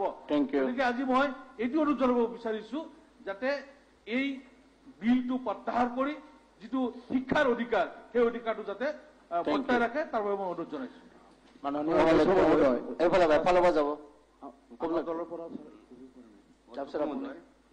ঠিক আছে। আসাম ৰিপিলিং বিল 2020 অধ্যক্ষ মহোদয়, ভাৰতবৰ্ষেৰ সভ্যতা মই এটা কথা এইটো তেখেতে খুব ভালকে কনসাইজ কৰি মূল কৰিব যাতে আমাৰ সময়টো বেছি ভাল কওক। স্যার, কথাটা হচ্ছে গিয়ে স্যার, সবচেয়ে বড় ব্যাপার হচ্ছে গিয়ে যে মাদ্রাসা শিক্ষা। আসলে অধ্যক্ষ মহোদয়, আমরা যারা ভারতবর্ষে যারা থাকি, আমরা জানি যে কুরআন হচ্ছে গিয়ে আল্লাহর বাণী এবং হাদিস হচ্ছে গিয়ে প্রফেট মুহাম্মদের বাণী। অর্থাৎ অধ্যক্ষ মহোদয়, আমরা ভারতবর্ষের মানুষ, আমরা যেভাবে বেদ উপনিষদ আমাদের জানা দরকার, গীতা জানা দরকার, সমানে কুরআন জানা আমাদের দরকার। অতএব আমরা চাই একটা সুষ্ঠু এবং সুন্দর পরিবেশ। অধ্যক্ষ মহোদয়, সবচেয়ে বড় ব্যাপার হচ্ছে গিয়ে prime minister 15 point programme, serial number 4, Narendra Modi সরকার, মাননীয় প্রধানমন্ত্রী বলছেন যে মাদ্রাসাগুলোকে মডার্নাইজ করতে হবে, মাদ্রাসাগুলোকে আরো উন্নত করতে হবে। সেটা আমাদের কথা না অধ্যক্ষ মহোদয়, প্রধানমন্ত্রী নরেন্দ্র মোদী মহোদয়ের কথা। সবচেয়ে বড় ব্যাপার হচ্ছে কি অধ্যক্ষ মহোদয়, সবচেয়ে বড় কথা, আমরা যারা অ্যাসেম্বলিতে যারা আসি, আমাদের মুখ্য উদ্দেশ্য হচ্ছে গিয়ে যে ভারতবর্ষের সংবিধানকে অক্ষুণ্ণ রাখা, ভারতবর্ষের সংবিধানকে পালন করা, সেটাই হচ্ছে কি আমাদের ব্যবস্থা। মন্ত্রী মহোদয় ভালো মতো জানেন, মন্ত্রী মহোদয় লয়ের ছাত্র, উনি ভালো করে জানেন যে বিশেষ করে যে আইনটা এখানে আনা হবে, সে আইনটা যদি অসাংবিধানিক হয় তাহলে সে আইনটা হয়তোবা সামনে গিয়ে হয়তোবা টিকানো অসম্ভব হবে। তাই আমরা এমন কোনো আইন অধ্যক্ষ মহোদয় প্রণয়ন করবো না যাতে সামনের দিনে সে আইনটা যাতে চ্যালেঞ্জ হয়।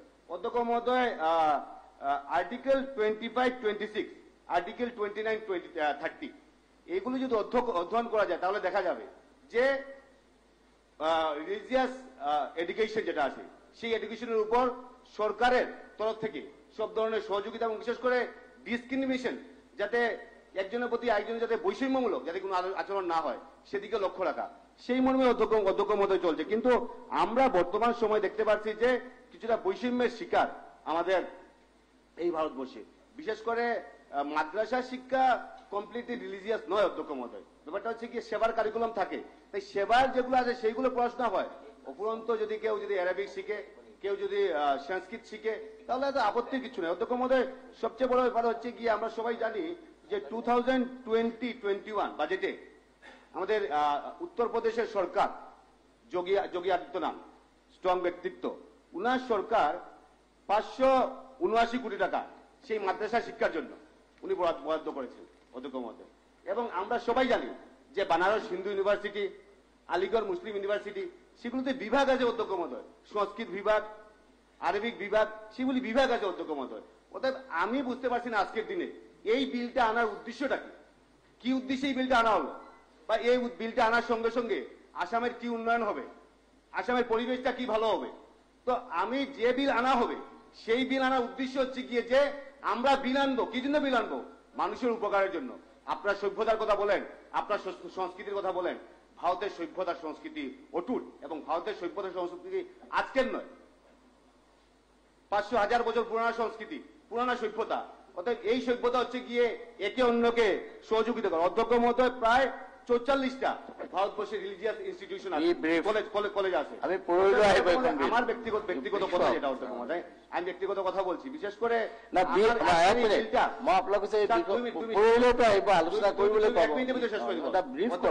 এই বিলটা আনার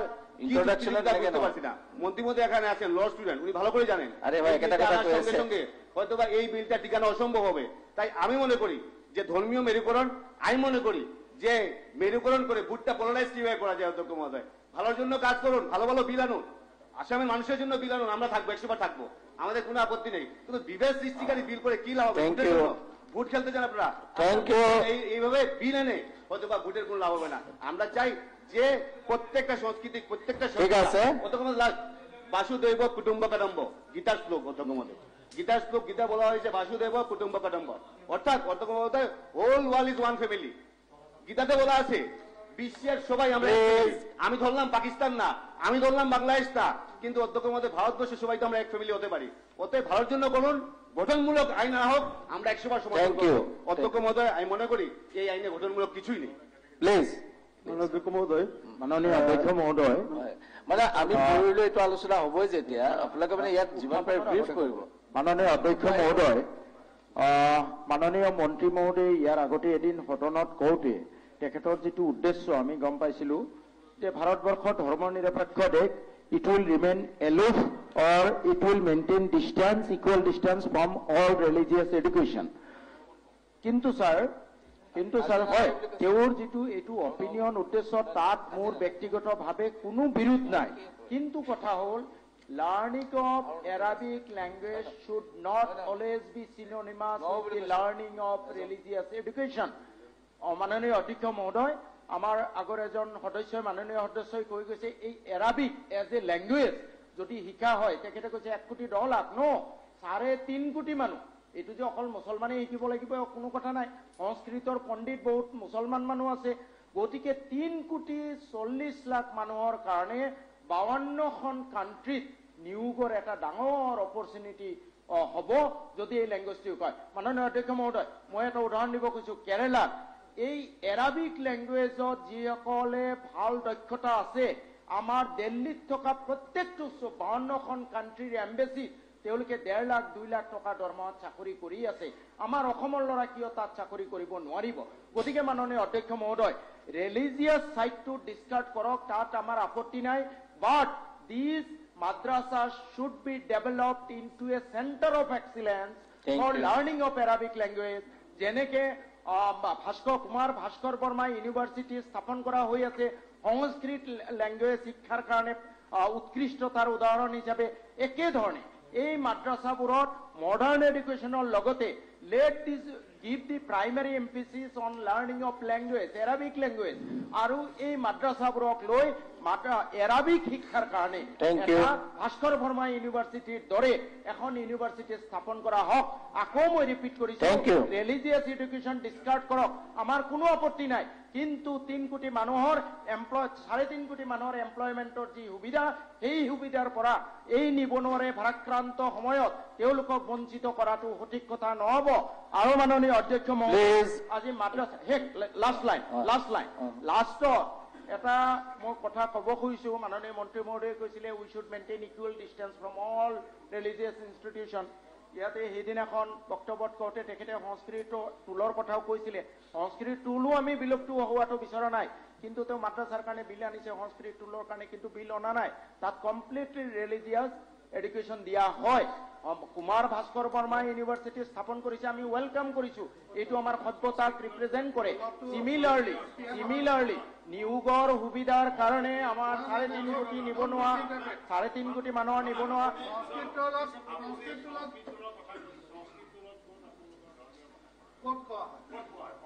মাননীয় মন্ত্ৰী মহোদয়ৰ ভাষ্যকে মই ৰিপিট কৰিছো, আপোনালোকে মন্ত্ৰী মহোদয়ে ক্লিয়াৰিফিকেশ্যন নাই। মই একেবাৰে কৈছো আপোনালোকে বিলৰ পৰা পঢ়িলেও ডিছকাশ্যন হ'ব। আপোনালোকে বেছি লাষ্টবাৰৰ কাৰণে অনুৰোধ কৰিছো, আজিৰ এই ৰিপিলিং বিলটো উত্থাপনৰ পৰা মই আপোনাৰ যোগেদি ৰিকুৱেষ্ট কৰিছো এইটো বন্ধ কৰিব লাগে।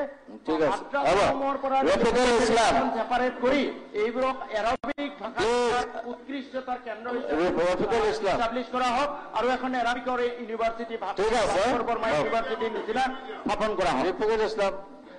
ইছলাম পঢ়িলে আমাৰ ডিছকাশ্যন আছে। আজি আমি গোটেইখন আজিয়ে গ'লে পঢ়িলে মাননীয় অধ্যক্ষ মহোদয়, বিল আনিছে আপোনাৰ, আমি বহুত লিবাৰেল কথা ক'বলৈ দিছো, কিন্তু টাইমটো চাব লাগিব।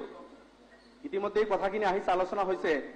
Pre senior madrasa, senior madrasa, Arabic college and title madrasa, এইসমূহ মোৰ দেন 500 আপোনাৰ একে ঝটকাত এই অনুষ্ঠানখিনি বন্ধ কৰাৰ যিটো সিদ্ধান্ত লৈছে, ৰিপিলিং শব্দ আনিছে। মোৰ ছাজেশ্যন থাকিব এইটো মডাৰ্ণাইজিং শব্দ ইয়াতে আনি এইটো উত্থাপন কৰিব নালাগে। যদি উত্থাপন কৰে তেনেকুৱা কৰক। মাননীয় অধ্যক্ষ মহোদয়, ইতিমধ্যে কোৱা হৈছে এই অনুষ্ঠানখিনি আজি স্বাধীনতাৰ আগৰ পৰা চলিছে। আফটাৰ ইণ্ডিপেণ্ডেন্স মাননীয় অধ্যক্ষ মহোদয় ডেফিচিট ছিষ্টেমত লং টাইম চলিছে। ইয়াৰ পিছত আজিৰ মাননীয় মন্ত্ৰী তেখেতৰ সময়ত প্ৰভিন্সিয়েলাইজেশ্যন এক্ট পাছ হৈছে এই মাদ্ৰাছা সম্পৰ্কে, আৰু সেই প্ৰভিন্সিয়েলাইজেশ্যন এক্ট ৰিপিলিঙৰ কাৰণে তেখেতৰ হাতেদি আজি বিল আনিছে। দুখ লাগিছে যে তেখেতে জন্ম দিয়া সন্তান বুলি ক'লে ভুল নহ'ব, এই প্ৰভিন্সিয়েলাইজেশ্যন এক্ট সেইটো মাদ্ৰাছাত আজি তেখেতে নিজৰ হাতত এইটো হত্যা কৰিব গৈ আছে। গতিকে আমি অনুৰোধ কৰিম এই অনুষ্ঠানখিনি জেনাৰেল এডুকেশ্যন আছে, ইতিমধ্যে কোৱা হৈছে ক্লাছ 10 লৈকে science, maths, social science, Hindi, Assamese, English all subjects are there. ইয়াৰ লগত এলং উইথ আপোনাৰ Arabic language and literature, religious book, মই নকওঁ যে নাই, আছে। ট্ৰেডিশ্যন অফ প্ৰফেট মহম্মদ বা কোৰানিক টিচিং অলপ আছে। ঠিক চিমিলাৰলি সংস্কৃত টুলত আপোনাৰ গৈ বেদাস, ভাগৱত গীতা আৰু জেনাৰেল এডুকেশ্যন যেনেকুৱা মাদ্ৰাছাত আছে একে ধৰণৰ চলি আছে। গতিকে জেনাৰেল আমি আগতে পৰামৰ্শ দিছিলো মাননীয় মন্ত্ৰী মহোদয়ক লগ কৰি যে আপুনি মডাৰ্ণাইজ কৰক, প্ৰয়োজন হলে 11-12 আপুনি ইন্ট্ৰডিউচ কৰক, সায়েন্স স্ট্ৰীম আপুনি দিয়ক, কমাৰ্চ দিয়ক। माननीय मोदी जी कोर दरे एक हाथ में कंप्यूटर हो एक हाथ में कुरान हो, कहां आ गई हो? अब कहां गया? एक हाथ में कंप्यूटर दूसरे हाथ में कुरान। जोगी जी ने उसको पालन किया, उन्होंने पैसा मजीद बढ़ा दिया कि मॉडर्नाइज किया जाए, एजुकेशन कुरानिक टीचिंग भी हो, कंप्यूटर एजुकेशन भी हो, जनरल एजुकेशन भी हो, भगवत गीता और कुरान प्रॉफेट मोहम्मद का ट्रेडिशन सब पढ़ाया जाए। ইউপিত যেতে এইখিনি হৈ আছে মানৱতকমৰ আমি অসমত বিচাৰিছিলো, ইউপিতকৈ আমি অসম কিন্তু ব্যতিক্ৰম, আমি আৰু বেছি মিলিজুলি থকা এটা ষ্টেট। এনেকুৱা এটা ষ্টেটত আজি 70-90 বছৰে চলা অনুষ্ঠান একেবাৰে বন্ধ কৰি দিয়া, প্ৰায় 10,000 এমপ্লয়িজ আছে বা যি ধৰণৰ লৈ যাব গৈ আছে, আমাৰ জোৰদাৰভাৱে আমি আপত্তি কৰিছো। এনেকুৱা কৰিব নালাগে, মডাৰ্নাইজ কৰক, আমাৰ আপত্তি নাই। এৰাবিক লেংগুৱেজ এণ্ড লিটাৰেচাৰ আৰু তাতে জোৰ দিয়া হওক। ইতিমধ্যে কোৱা হৈছে গাউটছত বহুত অপৰচুনিটি আছে, আমাৰ অসমীয়া বহুত যুৱক যুৱতী তাতে আছে। আজি ভাৰতবৰ্ষৰ লাখ লাখ যুৱক যুৱতী গতিকে মই কৈছো যিটো ধাৰণা হয়তো মাননীয় মন্ত্ৰী কব যে মাদ্ৰাছা এছাম ল'ৰা ছোৱালীৰ লাইফ বৰবাদ কৰি আছে, ডেষ্ট্ৰয় কৰি আছে, দিছ ইজ নট ফেয়াৰ। মই মাদ্ৰাছাৰ পাছ আউট মাননীয় মহোদয়, আমাৰ এই বিধানসভাত বহু কেইজন আছে, আগৰ সদস্যসকল আছিল। আমাৰ মাননীয় বশিৰ কাশ্মীৰ ডাঙৰীয়া আছে, কটন বিশ্ববিদ্যালয়ৰ তেখেতে প্ৰফেচাৰ আছিল, এছিষ্টেণ্ট প্ৰফেচাৰ। মাদ্ৰাছাৰ পৰা আমি শিক্ষা অৰ্জন কৰিছো। মই গুৱাহাটী বিশ্ববিদ্যালয়ত গেষ্ট লেকচাৰাৰ আছিলো। মাননীয় মহোদয় পলিটিকেল চায়েন্সত গ্ৰেজুৱেশ্যন লৈছো, এমএ কৰিছো, কিন্তু বহুত ডক্টৰ মাদ্ৰাছা এডুকেশ্যনৰ পিছত আফটাৰ মাদ্ৰাছা এডুকেশ্যন ডক্টৰ আছে, কোনোবা বেলেগ বেলেগ ছাবজেক্টত পঢ়ি ইকনমিক্স ইংলিছ বা আদাৰ সাবজেক্টছত পঢ়ি আছে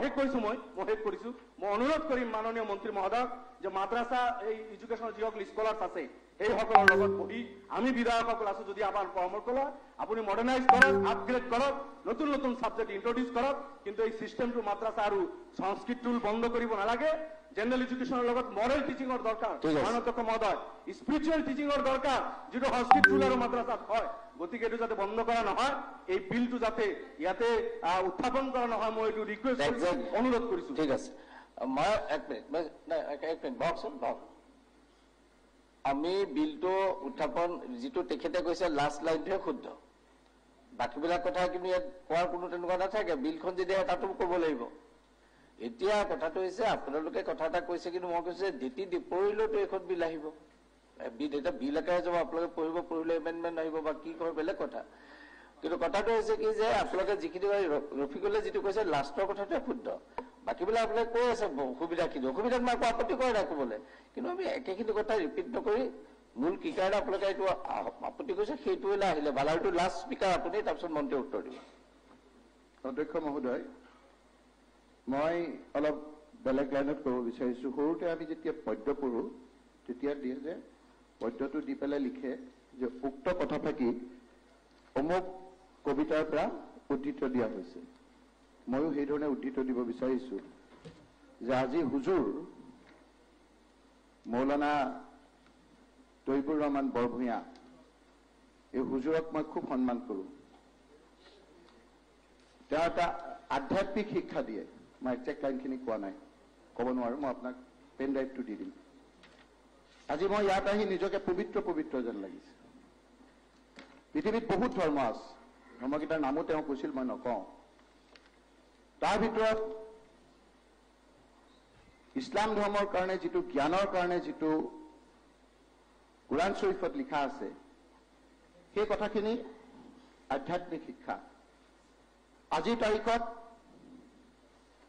আমি বিজ্ঞান ফিজিক্স পঢ়িছো কেমেষ্ট্ৰি পঢ়িছো কিন্তু আমি আজিৰ তাৰিখত মানুহ হ'ব পৰা নাই আৰু মানুহ নোহোৱা কাৰণে আমি নিজৰ ভাই ককাই নিজৰ মা দেউতাক সামাজিকভাৱে যিদৰে ব্যৱহাৰ কৰিব লাগে সেইটো পাহৰি গৈছো আজিৰ তাৰিখত এটা স্পেচিয়েল সায়েন্সৰ প্ৰয়োজন যিটো মাদ্ৰাছা শিক্ষাত পোৱা যায় এনেধৰণৰ বহু মাদ্ৰাছা শিক্ষাৰ প্ৰবক্তা আমাৰ আজি মন্ত্ৰীগৰাকীয়ে হাইলাকান্দিৰ এখন মাদ্ৰাছাত দিয়া উদ্ধৃতি দি মই ক'ব বিচাৰিছো যে উক্ত কথা থাকি আজিৰ মন্ত্ৰী সেই সময়ত তৰুণ গগৈ ডাঙৰীয়াৰ মন্ত্ৰী ডাঙৰীয়াই আধ্যাত্মিক স্পেচিয়েল শিক্ষাৰ কাৰণে মাদ্ৰাছাৰ প্ৰয়োজনীয়তাৰ কথা তেওঁ ব্যাখ্যা কৰিছে যেহেতু আপুনি ইয়াত মোবাইল আনিব দিয়া নাই গতিকে মই এটা পেন ড্ৰাইভত যিদিনা পাছ হ'ব সেই কথাখিনি তাত মই ভালকৈ আপোনালোকক দিম তাত উল্লেখ কৰিছে তেওঁ যে কেৱল হাইলাকান্দিত কিয় মই গুৱাহাটীত এই মাদ্ৰাছা শিক্ষাৰ এটা চেণ্টাৰ ভাল হ'বৰ কাৰণে মই গৈ সেই সময় মুখ্যমন্ত্ৰীক অনুৰোধ কৰিম আৰু সেই মুখ্যমন্ত্ৰীৰ দ্বাৰা যদি মাতি আমি পাওঁ তেতিয়াহ'লে তাৰ যিখিনি মাদ্ৰাছা শিক্ষাৰ কাৰণে আধ্যাত্মিক শিক্ষা স্পেচিয়েল সায়েন্সৰ কাৰণে প্ৰয়োজন বাকি গোটেইখিনি মই কৰি দিম আৰু যিটো আপোনালোকে ইয়াৰ মাদ্ৰাছা শিক্ষাৰ বাকি কামখিনিৰ কথা কৈছে 10 দিনৰ ভিতৰত মই ইয়াৰ পৰা গৈ শিক্ষামন্ত্ৰী হিচাপে সেই কামখিনি কৰি দিম মই হেতুকে ক'ব বিচাৰিছো চেঞ্জ হলনি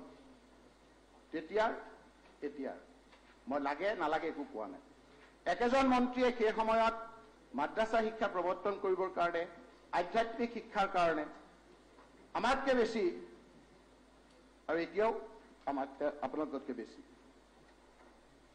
কথাখিনি মই সেইখিনিকে কৈছো অধ্যক্ষ মহোদয় কি ক'লে প্লিজ কিবা দলৰ কথা হয়তো তেতিয়া বেলেগ দলৰ আছিল এতিয়া বেলেগ দলৰ আছিল মই সেইকাৰণে মানুহে উত্তৰ দিব মানসিক মই উত্তৰ তেওঁ কোৱাৰ কাৰণে মই তেতিয়াৰ কথা এতিয়াৰ কথা মই সেইটোৱে কৈছো তেতিয়া please this is a important issue আপোনালোকে তাৰ পৰা নকৰিব মন্ত্ৰী আছে ন ঠিক আছে গতিকে এই কথাখিনি কৈছে মহোদয় কেতিয়াবা আমি পুৰণা লোকসকলে কৈ যায় যে কেতিয়াবা ইণ্টেনশ্যন বেয়া হলেও আমি গুৰ মাৰি গংগাত পেলোৱা বুলি কয় এনেকুৱাও হ'ব অধ্যক্ষ মহোদয় যে ব্ৰিটিছক যেতিয়া ইয়াৰ পৰা খেদিয়াইছিল গান্ধীজী, জৱাহৰলাল নেহৰু, সেইসকলে কিন্তু ইংলেণ্ডত বেৰিষ্টাৰ হৈ আহিছিল, ইংৰাজী পঢ়ি আহিছিল। গতিকে মই ক'ম যে মাদ্ৰাছা শিক্ষা আজি সংখ্যাৰ জোৰত কৈছে, কিন্তু এটা তেওঁ বুদ্ধিও কৈছে, তেওঁ মই এইটো পঢ়া নাই, কিন্তু আপোনাৰ যিটো মই প্ৰেছ কনফাৰেন্সখন মই চাইছোঁ তাত কৈছে যে এই কাৰ্যকালত নহয়, অহা কাৰ্যকালতহে হ'বগৈ। কাৰণ এই কাৰ্যকালত যিহেতু পৰীক্ষা হৈ গৈছে, গতিকে অহা কাৰ্যকালত হোৱাৰ কথাটো কওঁতেই মানে ইণ্টেনশ্যনবিলাক মোৰ মনত পৰিছে যে কিং জৰ্জ বুলি এখন লকটোত আপোনাৰ ডেণ্টেল হস্পিটেল আছে। মায়াৱতী আহিলে এটা নাম দিয়ে, আকৌ মুলাই সিং আহিলে 5 বাৰ নাম চেঞ্জ হ'ল, 5 বাৰ নাম চেঞ্জ হ'ল। মই খালি ইংগিততে কৈছোঁ, বাকীখিনি আকৌ ইণ্ট্ৰডাকশ্যনত ক'ব পাৰিম। 5 বাৰ নাম চেঞ্জ হ'ল, আপোনালোকে গুগলত গ'লে গম পাব। মায়াৱতী আহিলে এটা নাম দিয়ে, মুলায়ম সিং আহিলে এটা নাম দিয়ে, গতিকে তাত নামবিলাক চেঞ্জ হৈ থাকে। তেওঁ কৈছে এই কথাখিনি। গতিকে গুৰমাৰী গংগাত মই কওঁ যে যিসকলৰ কাৰণে কৰিছে সকলোৱে খুব ডক্টৰ MBBS পঢ়িব লাগে, খুব এইবিলাক পঢ়িব লাগে, পঢ়ি এই ধৰণৰ মানসিকতাৰ বিৰুদ্ধে যুঁজিব লাগে। যেনেকৈ গান্ধীজীয়ে ইংৰাজী পঢ়ি আহি বেৰিষ্টাৰ হৈ, যেনেকৈ জৱাহৰলাল নেহৰুৱে তাতে বেৰিষ্টাৰ হৈ আহি ইয়াত আমাৰ ব্ৰিটিছ আপোনাৰ খেলিছিল, এনেধৰণৰ চিন্তাধাৰা ভালকৈ এই শিক্ষা পঢ়াই নপঢ়ে সেইটো আমাৰ কৈছে, সেইটো বেলেগ কথা। খুব ডাক্তৰ হ'ব লাগে, ইঞ্জিনিয়াৰ হ'ব লাগে, ভাল ভাল পঢ়িব লাগে, আৰু পঢ়ি আহি সকলোৱে যিমান ভাঙিব খোজে চবেই আমি সকলোৱে মিলন। ধন্যবাদ। Minister please. মিনিষ্টাৰ নাই নাই, মই আপোনাক কৈছোঁ আপোনালোকৰ opposition, we have recorded your opposition. It is not the point that everybody will be allowed to speak. No, মই মিনিষ্টাৰ উত্তৰ শুনক, কিবা থাকিলে ক'ব। নাই, this is he has spoken. মই নাই আপোনালোক বহকচোন, বহক, ঠিক আছে বহক। মই কৈ আছোঁ হাফিজ বছে অকণমান কওক বাৰু, কিন্তু আপোনালোকৰ এটা ইউনিটি লাগে বিধায়িনী দলৰ, যে আমাৰ দুজনে ক'ব। কিন্তু এইটো মেলা চিকাৰ নহয় নহয়, মই এলাও কৰোঁ কেলে, মই লিগেল কথাবিলাক মই বেয়া নাপাওঁ ক'লে, কিন্তু কথাটো হৈছে কি আপোনালোকে 5-6জন নহয়, 2জন চবে কথা দি 2জনে ক'ব, প্ৰত্যেকে বেলেগ ক'লে এইটো কি হ'ব? লাষ্ট স্পীকাৰ আৰু নহ'ব। মাদ্ৰাছা লৈ পেলাই আমাৰ কনচেপশ্যনৰ অলপমান ভুল বুজাবুজি আছে। দেয়াৰ ইজ 2 টাইপ অফ মাদ্ৰাছা। এটা হ'ল চৰকাৰ ফালৰ পৰা মেনেজ কৰা হয়, আৰু এটা মাদ্ৰাছা হ'ল প্ৰাইভেটলি নিজস্বভাৱে তেওঁলোকে চলাই আছে। ইয়াত মই দেখিছোঁ ৰিপিল এক্টটো যে আনিছে, ইয়াত প্ৰভিন্সিয়েলাইজ এণ্ড প্ৰাইভেট মাদ্ৰাছাও ইনক্লুড কৰিছে। প্ৰাইভেট মাদ্ৰাছা দি তেখেতে কি মিন কৰিছে এই কথাটো স্পষ্ট হ'ব লাগিব। 2 নম্বৰ কথা হ'ল ইমান ডাঙৰ এটা ডিচিশ্যন, 1.2 লাখ ষ্টুডেণ্ট আছে এই মাদ্ৰাছাত, 700তকৈ অধিক মাদ্ৰাছা আছে। মাদ্ৰাছা অনলি বৰ্তমান যে চলি আছে চৰকাৰী ছেক্টৰত, এই মাদ্ৰাছাবিলাকৰ এটাই খালি নামটো মাদ্ৰাছা আছে, বাকী গোটেইখিনি কেৰিকুলাম 90% মডাৰ্ণ এডুকেশ্যন সেৱাৰ আণ্ডাৰত চলি আছে। গতিকে এই নামটো আমাৰ কাৰণে এলাৰ্জি হ'ল নেকি, না বেলেগ কিবা কাৰণত চেঞ্জ কৰিব বিচাৰিছে, কথাটো স্পষ্ট হ'ব লাগে। মই ভাবোঁ ইমান ডাঙৰ এটা ডিচিশ্যন এই মাদ্ৰাছা যিসকলে প্ৰতিষ্ঠা কৰিছে, যিসকলে পৰিচালনা কৰিছে, তেওঁলোকৰ লগত অলপ বুজাবুজি কৰিলে এটা তেওঁলোকৰ অভিমত লোৱাৰ দৰকাৰ আছে। সেইকাৰণে আৰু বাকী যে ৰাজনৈতিক দল সংগঠন আছে তেওঁলোকৰ অভিমত লোৱাৰ এটা দৰকাৰ আছে বুলি ভাবোঁ। সেইকাৰণে এই বিলখন চিলেক্ট কমিটিত পঠোৱাৰ এটা সিদ্ধান্ত ল'ব লাগে, যাতে সকলো সংশ্লিষ্ট কৰ্তৃপক্ষৰ ফালৰ পৰা অভিমত লৈ এটা আমি ডিচিশ্যনত আহিব পাৰোঁ। এইখিনি হ'ব। Thank you. Minister please. Minister. মাননীয় অধ্যক্ষ মহোদয়, সন্মানীয় বিধায়ক ৰকিবুল হুছেইন ডাঙৰীয়াক ধন্যবাদ দিওঁ যে মৃত্যুৰ পিছত মানুহৰ বক্তব্যৰ উদ্ধৃতি দিয়া হয়। মই জীৱনকালতে সেই সৌভাগ্য পাইছোঁ যে মোৰ বক্তব্যৰ উদ্ধৃতি এই সদনত দিয়া হৈছে, আৰু মই ভাবোঁ যে অবজেকশ্যন নহয় ছাৰ, আমি যেতিয়া সৰুতে পঢ়িছোঁ নমৰাকৈয়ে কবিজনৰ নাম হয়। নহয়, যদি ক'ৰবাত হেৰি কৰে আমি কবিজনৰ নামটো কিন্তু আগতে কওঁ যে ৰঘুনাথ চৌধুৰীৰ বাবে আছিল, মোৰ মনত পৰে। আৰু হুছেইন ডেকাৰ 2জন বন্ধু আছিল তো, গতিকে কিবা ক'লে মই আপোনাকো দিম, হ'ব।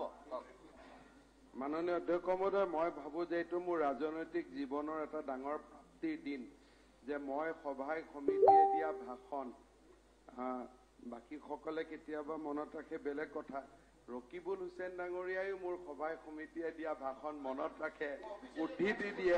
এইটো মই ভাবোঁ মোৰ জীৱনৰ এটা ডাঙৰ প্ৰাপ্তিৰ দিন। মই একেবাৰে মনত কেতিয়াও ভবা নাছিলোঁ, কাৰণ যে মোৰ কথাও মনত ৰাখে মই তেখেতক অত্যন্ত বিনম্ৰতাৰে সৈতে ধন্যবাদ আৰু কৃতজ্ঞতা জনাইছো আৰু মোৰ যাতে প্ৰতিটো ভাষণে বা তাৰ লগত থকা অৰ্থ বা পৃথিৱীৰ সমসাময়িক কথা বতৰালৈ মই যিবিলাক কিতাপ পত্ৰ লিখিছো সেইবিলাকো তেখেতক দিম কেতিয়াবা পঢ়ি মনত ৰাখিলে মোৰ বৰ ভাল লাগিব অধ্যক্ষ মহোদয় সদনৰ মজিয়াত মই অসম চৰকাৰৰ মন্ত্ৰী হিচাপে থিয় হৈছো আৰু মোৰ ব্যক্তিগত জীৱনৰ চিন্তা চৰ্চা কি ভাল পাওঁ কি ভাল নাপাওঁ তাক একাষৰীয়া কৰি মই অসম চৰকাৰৰ হৈ এই বিলখন উত্থাপন কৰিছো অৱশ্যে অধ্যক্ষ মহোদয় মই নিজে বিশ্বাস কৰো যে স্পিৰিচুৱেল সায়েন্স বা দৰ্শন আমি পঢ়িব লাগে সি ভগৱত গীতাই হওক কোৰাণে হওক বা বাইবেলে হওক প্ৰত্যেকটো ধৰ্মতে যথেষ্ট শিকিবলগীয়া কথা আছে আৰু স্পিৰিচুৱেল সায়েন্সৰ বিকাশ বা ইয়াৰ নামত বিভিন্ন অনুষ্ঠান প্ৰতিষ্ঠান যেতিয়া ৰাইজে পাতিব খোজে তাত আমি কেতিয়াও আপত্তি কৰিব নালাগে আৰু ৰাইজে সহায় কৰিব লাগে আৰু সেই দিশৰ পৰা মই ভাবো যে শিলচৰতে হওক বা হিন্দু ধৰ্মৰ আধ্যাত্মিক সভাতে হওক ইছলাম ধৰ্মৰ আধ্যাত্মিক সভাতে হওক সেই সভাত যেতিয়া মোৰ সৌভাগ্য হয় সেই ধৰ্মৰ পজিটিভ কথা সেই ধৰ্মৰ আঁৰত লুকাই থকা স্পিৰিচুৱেল শিক্ষা আমাৰ জনসাধাৰণৰ মাজত বিয়পোৱাৰ যিটো প্ৰচেষ্টা তাক মই সদায় আদৰণি জনাই আহিছো সমৰ্থন জনাই আহিছো আৰু সেই দৃষ্টিভংগীৰে আজি মই ভাবো যে আমি সদনত এটা কথা মনত ৰাখিব লাগে যে এই বিলখনৰ লগত স্পিৰিচুৱেল শিক্ষা বা কোৰাণৰ শিক্ষাৰ লগত বা ইয়াক বন্ধ কৰাৰ কিবা প্ৰচেষ্টা তেনেকুৱা কোনো প্ৰচেষ্টাই এই বিলখনৰ জৰিয়তে কৰা হোৱা নাই আমি সকলোৱে জানো যে সংবিধানে ভাৰতৰ সংবিধানে মাইনৰিটি এডুকেশ্যনেল ইনষ্টিটিউটসমূহক প্ৰটেকশ্যন দিছে আৰু আমি কোনেও সংবিধানৰ বাহিৰত গৈ মাইনৰিটি এডুকেশ্যনেল ইনষ্টিটিউটক বন্ধ কৰিব নোৱাৰো what we can do we can modernize those educational institutes সেই কাৰণে মই কাছিমি ডাঙৰীয়াক জনাব খুজিছো যে এই বিলখনৰ জৰিয়তে প্ৰাইভেট মাদ্ৰাসা সমূহক বন্ধ কৰা বা ৰেগুলেট কৰা কোনো ব্যৱস্থা গ্ৰহণ কৰা হোৱা নাই ইয়াত যদি মই পঢ়ি দিছো এই বিলখন আছে দা Assam repealing bill 2020 to repeal the Assam Madrasa Education Provincializational Act 1995 and the Assam Madrasa Education Provincialization of Service of Employees and Reorganization of Madrasa Educational Institute Act 2018 অর্থাৎ এই দুখন বিলক statement and object মই এটুকে কৈছো এই বিলখনত আমি কি ৰিপিল কৰিব ওলাইছো সেই বিষয়ে আমি কৈছো অবজেক্টৰ লগত ৰিপিল বিলৰ কি পাৰ্থক্য মই যেতিয়া ডিটেইলছ ৰিপ্লাই কৰিব যাম তেতিয়া মই কৰিম but we are here to repeal to specific act relating to madrasa education 1995ত অসমত মাদ্ৰাসা এডুকেশ্যনেল ইনষ্টিটিউট প্ৰভিন্সিয়েলাইজ কৰাৰ বাবে 1995ত বিল আহিছিল তাৰ আগতে ডেফিচিট সিস্টেমত চৰকাৰে মাদ্ৰাসা এডুকেশ্যন চলাই আছিল ঠিক তেনেদৰে সেই বিলখনৰ পৰা দূৰত গৈ 2013 চনত আমি আকৌ মাদ্ৰাসা এডুকেশ্যনেল প্ৰাদেশিকৰণৰ ওপৰত বিল আনিছিলো আৰু 2018 তাক আমি সংশোধন কৰিছিলো সেই দুইখন বিল ৰিপিল কৰাৰ বাবে আজি মই সদনৰ সন্মুখত থিয় হৈছো প্ৰিএম্বুলত যদি পঢ়ো তেতিয়ালে preamble is very clear that this repeal bill is only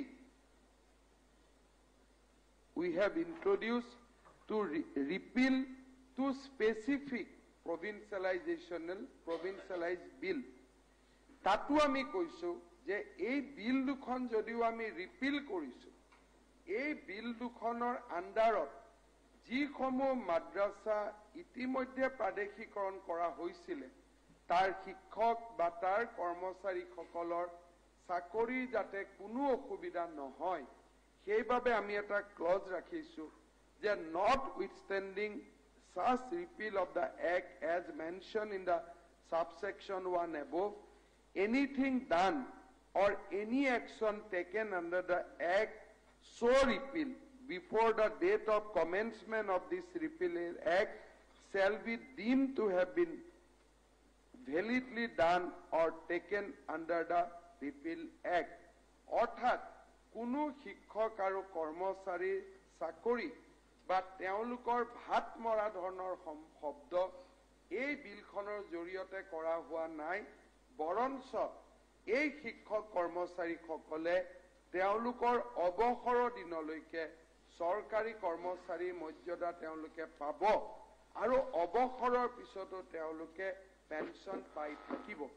গতিকে যিকেইটা ধাৰণা ইয়াত কোৱা হৈছে যে পেটৰ ভাত মাৰা কৰা হৈছে, সেই ধৰণৰ উদ্দেশ্য এই বিলখনৰ জৰিয়তে বা এই বিলখনত নাই। সমস্যাটো হ'ল যে মাদ্ৰাছা মিনছ হোৱাট, থিঅলজিকেল ছাবজেক্ট থাকিলেই মাদ্ৰাছা বুলি কোৱা হয়।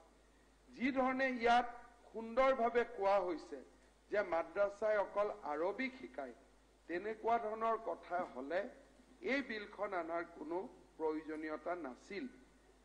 হাই মাদ্ৰাছা যিবিলাক স্কুল, সেই স্কুলবিলাকত দুটা শিক্ষা দিয়া হয়, এটা হয় কোৰাণৰ প্ৰাৰম্ভিক শিক্ষা আৰু এটা হ'ল আৰবিক শিক্ষা। আমাৰ কেবিনেটে হাই মাদ্ৰাছা স্কুলবিলাক বিলুপ্তি কৰিছে, বিলুপ্তি কৰি তেওঁলোকক সাধাৰণ স্কুললৈকে ৰূপান্তৰ কৰিছে, কিন্তু আৰবিক শিক্ষাটো আমি চলাই থাকিব দিছো। ডেট মিনছ আমি অকল কোৰাণ এডুকেশ্যনটোহে বন্ধ কৰিছো। কিয় বন্ধ কৰিছো মই ক'ব যাম যে থিঅলজিকেল ছাবজেক্ট যিটো স্কুলত পঢ়োৱা হৈছিলে, যে জাকাত কেনেকে দিব পাৰি, নামাজ কেনেকে পঢ়িব লাগে, যি এক ডিটেইল কোৰ্স আছিল যাৰ ওপৰত মেট্ৰিকত লৰাই নম্বৰ পাইছিলে, that subject has been closed. যেতিয়া আমি সেই সাবজেক্টটো ক্লোজ কৰিলো, থিওলজিক্যাল যদি সাবজেক্ট না থাকে, that cannot be madrasa. Madrasa is by definition learning of theological subject. মই রিপ্লাই সময়ত আপোনালোকক কম। গতিকে আৰবিক শিক্ষা যি 10 লৈকে প্ৰচলিত আছিল বা আমাৰ হাই স্কুল হায়াৰ সেকেন্ডাৰী স্কুলতো যি আৰবিক শিক্ষা আছে, যাৰ আমি শিক্ষকো মোৰ দিনতে নিযুক্তি দিছো বা দি আছো, তাক কোনো বদলোৱা হোৱা নাই। আৰু এই মাদ্ৰাসা স্কুলবিলাকো যেতিয়া আমি কনভাৰ্ট কৰিম to the general educational institute after passing of this act, Arabic as a subject that will remain. তাত কোনো কথা হোৱা নাই। গতিকে 3 কোটি মানুহৰ কিবা জীৱন আৰবত গৈ শিক্ষা, এই ধৰণৰ কথাবিলাক এই বিলখনৰ লগত কোনো সম্পৰ্ক নাই। বৰঞ্চ মই বিশ্বাস কৰো যে বৰ্তমানৰ আৰবিক এডুকেশ্যনটোৰ পৰিৱৰ্তে যিটো স্পোকেন আৰবিক, আমাৰ ইয়াৰ পৰা ড্ৰাইভাৰ, আমাৰ ইয়াৰ পৰা যেতিয়া মিস্ত্ৰী, আমাৰ ইয়াৰ পৰা যেতিয়া বিভিন্ন, অকল যে আৰবত মুছলমান মানুহ যায়তো নহয়, মই চেয়াৰমেন আলী ডাঙৰীয়াৰ লগত ঐক্যমত, হিন্দু মানুহো আৰবত গৈ কাম কৰে। মোৰে সমষ্টিৰ বহুত মানুহ আৰবত আছে। আৰবৰ মানুহো এটা সময়ত ভাৰতলৈ আহিব আৰু আহিব লাগিবই, ভাৰত যি ধৰণে বিশ্বগুৰু হ'ব আগবাঢ়িছে। প্ৰশ্নটো হ'ল এইটো যে ভাষা শিক্ষাত কোনো অসুবিধা নাই, কিন্তু বৰ্তমান যিটো আৰবিক সাবজেক্ট, আৰবিক শিক্ষাৰ নামত তাত কোৰাণ শৰীফ শিকোৱা হয়। আমি কৈছো স্পোকেন আৰবিক শিকোৱা, কেনেকে আৰবত গৈ এয়াৰপোৰ্টত নামি কথা ক'ব লাগে সেইটো শিকোৱা।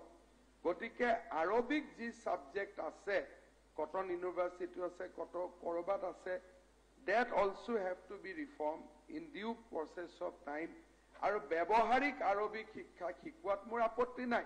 আমি ফ্ৰেঞ্চ শিকো, আমি ইংলেণ্ড শিকো, আমি ইংৰাজী শিকো, স্পেনিছ শিকো। গতিকে আপোনালোকে যি ভাবি আহিছে তাৰ লগত মোৰ উদ্দেশ্য একেবাৰে অমিল। আৰু সেই উদ্দেশ্যত মই ইয়াত থিয় হোৱা নাই।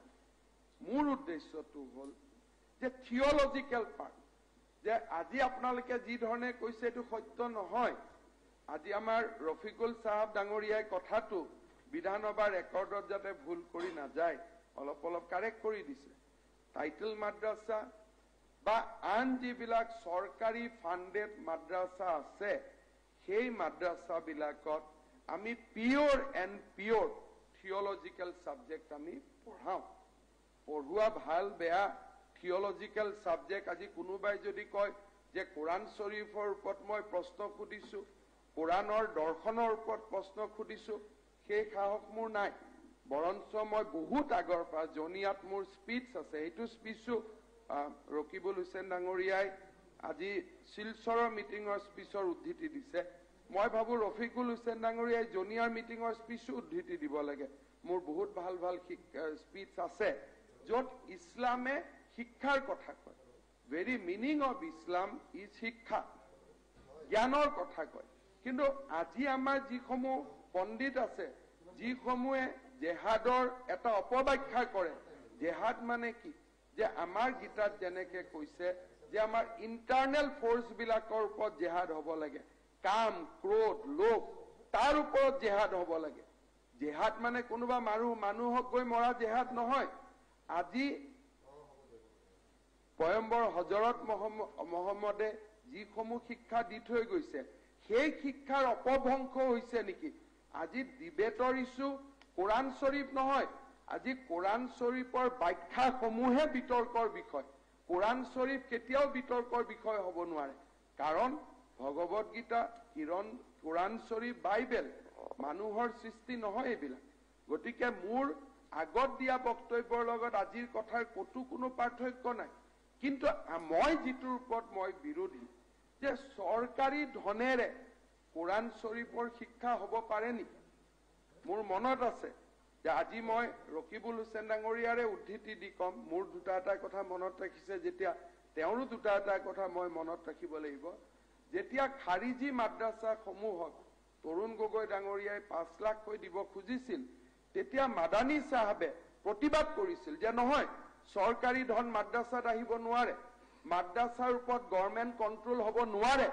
আৰু এই কথা যেতিয়া মাদানী চাহাবে কৈছিল, তৰুণ গগৈ ৰুমত ৰকিবুল হুছেইন ডাঙৰীয়াৰ লগত ময়ো বহি আছিলো। মাদানী চাহাবে আজিও যদি সোধে যে গভৰ্ণমেণ্টৰ পইচা মাদ্ৰাছাত খৰচ হ'ব লাগে নেকি, মই ভাবো যে অন প্ৰিন্সিপল কোনো ইছলামিক পণ্ডিত এইটোক এগ্ৰী নকৰে। আনকি মই ইমানো জানো যে আগতে যেতিয়া মই সমষ্টিত গৈছিলো, এতিয়া পৰিৱৰ্তন হ'ল, মছজিদত খোৱা পানী ৱাল বনোৱা পইচাও নলৈছিল, MLA ফাণ্ড লোৱা দূৰৰ কথা, যে ইয়াত লোৱা নহব। আজিকালি পৰিৱেশৰ অলপ অলপ পৰিৱৰ্তন হ'ল।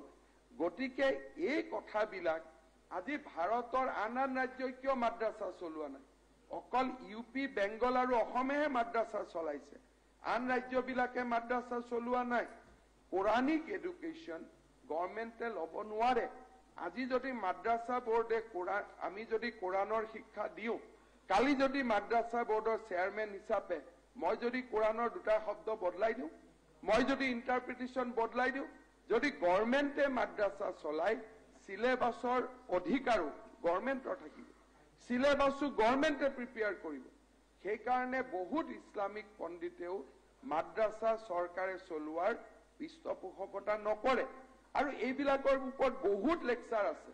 এটা লেকচাৰ ৰকিবুল হুছেইন ডাঙৰীয়াই ইয়াত দিছে, সৰু মানুহৰ এটা লেকচাৰৰ উদ্ধৃতি দিছে। কিন্তু বহুত ডাঙৰ ইছলামিক পণ্ডিতৰ মই ইয়াত লেকচাৰ দিম, যদি তেনেকুৱা এটা ডিবেট সেই পৰ্যায়লৈকে উঠে যে ইছলামিক কোনো স্কলাৰে চৰকাৰী পৃষ্ঠপোষকতাত মাদ্ৰাছা এডুকেশ্যন হোৱাটোৰ পৃষ্ঠপোষকতা নকৰে। আজি আমাৰ সন্মুখত প্ৰশ্নটো হ'ল যে স্বাধীনতাৰ আগৰ পৰা মাদ্ৰাছা এডুকেশ্যন চলি আছিল, কিন্তু আজি যদি কোনোবাই কোৰ্টত গৈ কয় যে চৰকাৰে যদি 600 কোটি টকা কোৰাণ শ্বৰীফ শিকোৱাৰ কাৰণে খৰচ কৰি আছে, বাইবেল শিকোৱাৰ কাৰণে কিয় খৰচ কৰা নকৰে? কালি যদি কয় যে ভগৱত গীতা শিকোৱাৰ কাৰণে কিয় খৰচ নকৰে? আমাৰ অসমত সৰু সৰু বড়ো সমাজৰ বাথৌ আছে, আমাৰ দনীয়পল আছে মিচিং সমাজৰ, তেওঁলোকে যদি কোনোবা দিনা কোৰ্টত কেছ কৰে যে আপোনালোকে আমাৰ বাথৰ ওপৰত শিক্ষাটো কিয় নিদিয়ে, এতিয়া ইয়াতে বড়ো ভাষাৰ কথা ওলাওতেই কমলেশ্বৰ পুৰকায়স্থ ডাঙৰীয়াই বঙালী ভাষাৰ কথা ক'লে। মইতো আমাৰ সহনশীলতাক ধন্যবাদ জনাম যে এই হাউচত বহুতো খ্ৰীষ্টিয়ান বিধায়ক থকাৰ পিছতো, বহুতো হিন্দু বিধায়ক থকাৰ পিছতো আজিলৈকে ধৰ্ম নিৰপেক্ষতাৰ পৰিচয় দি 1935 চনৰ পৰা এই ইনষ্টিটিউটটো চলি আছে। কোনো এজন হিন্দু বিধায়কে, কোনো এজন খ্ৰীষ্টান বিধায়কে আজিলৈকে কুৱেশ্যন আনা নাই যে আপোনালোকে যে কোৰাণৰ শিক্ষা দি আছে, বাইবেল আৰু ভগৱত গীতাৰ শিক্ষা আপোনালোকে কিয় দিয়া নাই?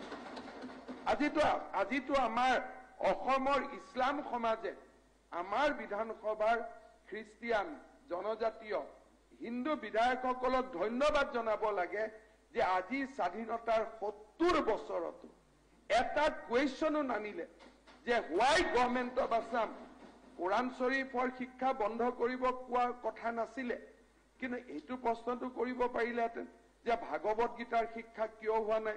স্পিৰিচুৱেল চাইন্সৰ ভিতৰতো ভাগৱত গীতাও পৰে। আজি কিহৰ কাৰণে বাইবেলৰ শিক্ষা হোৱা নাই? স্পিৰিচুৱেল চাইন্সৰ ভিতৰতো বাইবেলো পঢ়ে। গুৱাহাটীত 10 বিঘা মাটি যেনেকে আমি তাত দিছো, বাইবেলৰ কাৰণেও দিব লাগিব, গীতাৰ কাৰণেও দিব লাগিব। আৰু 10 দিনৰ ভিতৰত কোনোবাই যদি মোক আজি কয় যে ভাগৱত গীতাৰ কেন্দ্ৰ এটা হ'ব লাগে, মই ধৰ্ম নিৰপেক্ষ মানুহ হিচাপে আজিও মুখ্যমন্ত্ৰীক কম যে 10 বিঘা মাটি এওঁলোকক দিওঁ। But there is a fundamental difference whether government will fund madrasa education. সেই বিষয়ৰ ওপৰত মই নাভাবো। মোৰ সেই বিখ্যাত বক্তব্যটোত এষাৰো শব্দ আছে যে অসম চৰকাৰে মাদ্ৰাছাত টকা খৰচ কৰিব লাগে, চৰকাৰে মাদ্ৰাছা এডুকেশ্যনৰ দায়িত্ব ল'ব লাগে। যদি আছে মই নাজানো, যদি আছে আই ষ্টেণ্ড কাৰেক্টেড। যদি মোৰ কথা এইটো শব্দ যদি কবাত আছে যে মাদ্ৰাছা এডুকেশ্যনৰ দায়িত্ব, বিলখন আহিব এতিয়া অধ্যক্ষ মহোদয়, যদি কৰবাত আছে যে কোৰাণ শ্বৰীফৰ পঢ়োৱাৰ দায়িত্ব চৰকাৰে ল'ব লাগে, মই নাজানো অধ্যক্ষ মহোদয়। যদি তেনেকুৱা মোৰ কথা আছে, মই ইকুৱেলি কম যে ভাগৱত গীতা আৰু বাইবেল পঢ়োৱাৰ দায়িত্ব চৰকাৰে ল'ব লাগে। And which is not possible.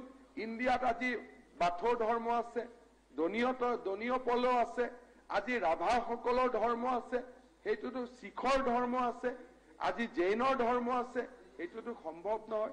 মই ভাবো আজিৰ সদনত যিসকল মাদ্ৰাছা পঢ়ি আহিছে তেওঁলোকে আমাৰ সদস্যসকলক ধন্যবাদ জনাব লাগে, কৃতজ্ঞতা জনাব লাগে যে আজি এই দীৰ্ঘ পৰিক্ৰমাত এটা প্ৰশ্নও মই ৰিচাৰ্চ কৰিছো year question answer, they have not raised a single question যে কিয় ভাগৱত গীতাৰ ওপৰত শিক্ষা নহব। আপোনালোকে ভাবক, কোৰাণ শ্বৰীফৰ ওপৰত মেট্ৰিকত 100 নম্বৰ পাই আছিলে, ভাগৱত গীতাৰ ওপৰত কিন্তু নম্বৰ পোৱা নাছিলে, বাইবেলৰ ওপৰত কিন্তু নম্বৰ পোৱা নাছিলে। আৰু ইয়াতকৈ অসমৰ ৰাইজে ধৰ্ম নিৰপেক্ষতাৰ পৰিচয় মই নাভাবো ইয়াতকৈ কিবা দিব লাগে। But now time has come যে আমি এডুকেশ্যনক এটা নতুন দিশলৈ লৈ যাব লাগিব। নেশ্যনেল এডুকেশ্যন পলিচিয়ে এই কথাবোৰ কৈছে।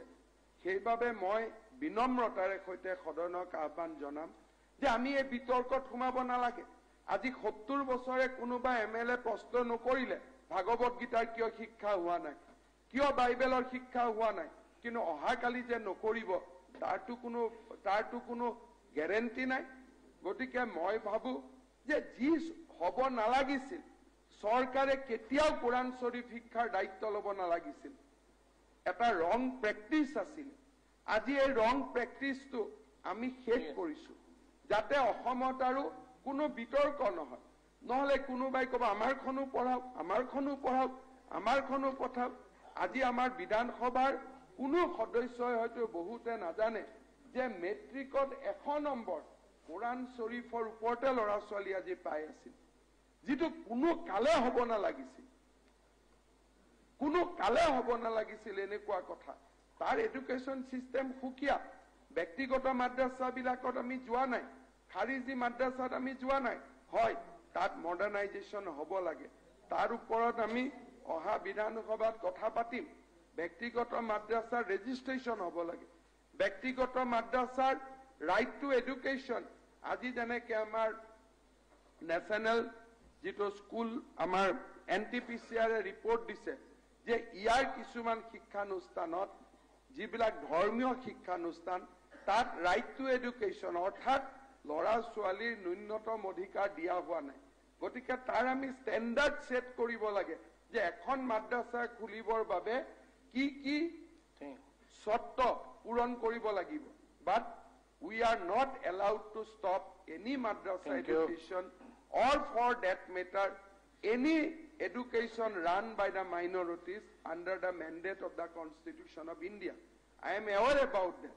Kintu সংবিধানৰ কোনো পাতত লিখা নাই যে বাইবেল কোৰাণ শৰীফ বা গীতাৰ শিক্ষা চৰকাৰে দিব লাগে সেইভাবে অধ্যক্ষ মহোদয় I want to distinguish যিটো আপোনালোকে কৈ আছে তাৰ লগত মোৰ কেছটো সম্পূৰ্ণ ফুকিয়া ইন্ট্ৰোডাকশনৰ ষ্টেজত আমি লিমিটেড কথা ক'ব লাগে on the time of the consideration and passage of the bill মই নিশ্চয় আপোনালোকক আৰু এই গোটেই ব্যৱস্থাটোৰ গভীৰতালৈ লৈ যাম কাৰণ এই ব্যৱস্থাই অসমক অনাগত দিনত হোৱা এটা বিতৰ্কৰ পৰা বচাব টাইমলি উইল বি ৰেস্কিউড আদাৰৱাইজ ইয়াত যেতিয়া কোনোবাই ভগৱত গীতাৰ কাৰণে লাগিব কোনোবাই বাইবেলৰ কাৰণে লাগিব কোনোবাই বাথৰ কাৰণে লাগিব ইট উইল বিকাম এ এনাৰ্কি আমি এটা বেয়া পৰিৱেশত সোমাই যাম সো উই আৰ গ্ৰেটফুল আপোনালোক বৰঞ্চ যিসকলে এই মাদ্ৰাছা এডুকেশ্যনৰ পৃষ্ঠপোষকতা কৰে মইতো ভাবো যে এটা ধন্যবাদ সূচক প্ৰস্তাৱ আনিব লাগে যে 70 বছৰ আপোনালোকে চলাই দিলে 70 বছৰ আপোনালোকে চলালে যিটো এবছৰো চলিব নালাগিছিল So we are grateful. We are closing this chapter. Amar private or ami ji kori aso amar kori thaki. Thank you. Apne bill ko move kori diya doctor mohoday. Eta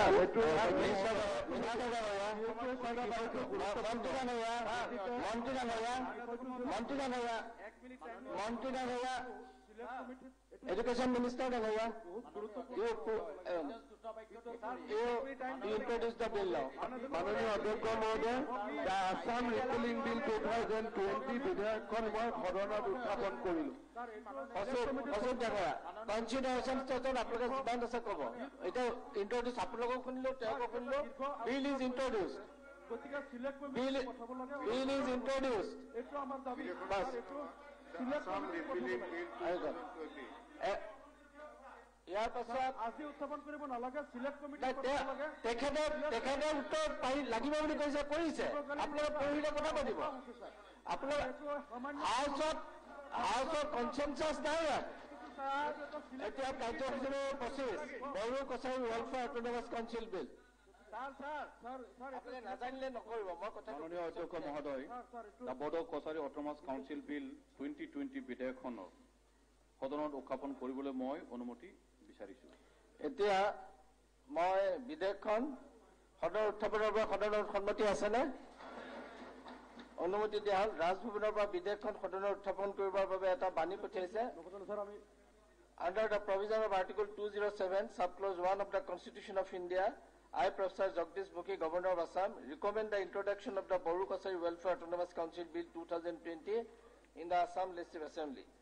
এতিয়া মন্ত্ৰী ডাঙৰীয়াক মই বিলখন উত্থাপন কৰিবলৈ অনুৰোধ কৰিছো মাননীয় অধ্যক্ষ মহোদয় Bodo Kachari autonomous council bill 2020 বিধেয়কখন মই সদনত উত্থাপন কৰিলো প্ৰধান সচিবে পাঠ কৰিব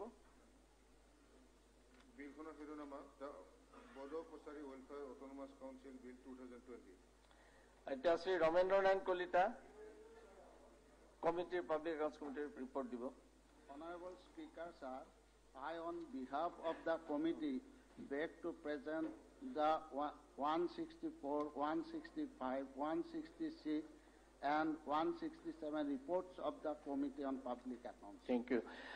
মই মৃত্যু প্ৰসংগলৈ যোৱাৰ আগতে নিৰ্দেশন আমি ৱাৰ্কআউট কৰিলো ঠিক আছে মই এইটো আমাৰ প্ৰচিডিউৰ মতে মই যাম স্যাৰ আমি ৰিকুৱেষ্ট কৰিছিলো সিলেক্ট কমিটি দিয়াৰ কাৰণে তেখেতসকলে সিলেক্ট কমিটিৰ কথা সবে এগ্ৰি কৰিব মাননীয় মন্ত্ৰী মহোদয় যিখিনি কথা কৈছে নাই কৰা আমি বাইবেল পঢ়িছো this is the procedure of parliament this is the procedure of assembly আৰু কথা নাই মৃত্যু প্ৰসংগ চতুৰ্দশ আপোনালোকে প্ৰচিডিউৰটো মানিব লাগিব যি হয় you are in opposition they in ruling You have certain limitations. মানে কন্ট্ৰোভাৰ্সি যদি এই প্ৰস্তাৱটো আপোনালোকে ক'ব পাৰে ৰুলিঙে একচেপ্ট কৰিব লাগিব then you can go otherwise you cannot parliament affairs মিনিষ্টাৰটো ইয়েছ ক'ব লাগিব আপোনালোকে এইবিলাক কথা পঢ়িলে আকৌ ডিছকাছ কৰিব আজি নহয় নাই আপোনালোকে কিয় নিয়মবিলাক নামানে this is democracy democracy runs this way অধ্যক্ষ মহোদয় ডেমক্ৰেচি আপোনালোকে জোৰ জবস্তি লৈ যাব নোৱাৰে আপোনালোকক ক'বলৈ মই লিবাৰলি দিছো আৰু they have also spoken but there is no unity অধ্যক্ষ মহোদয় কথাটো মই ক'লো আৰু কথা নক'ব অধ্যক্ষ মহোদয় আমাৰ মাননীয় সদস্যসকলে যিখিনি কথা উত্থাপন কৰিছে গতিকে মন্ত্ৰী আচলতে যিমান লাগে তাতকে বেছি উত্তৰ দিছে ঠিক আছে আহিব কনচিডাৰেঞ্চ ষ্টেজত তেওঁলোকে আৰু বেছি আৰু এতিয়া মই এটা কথা মই এটা কথা আচৰিত পালো যে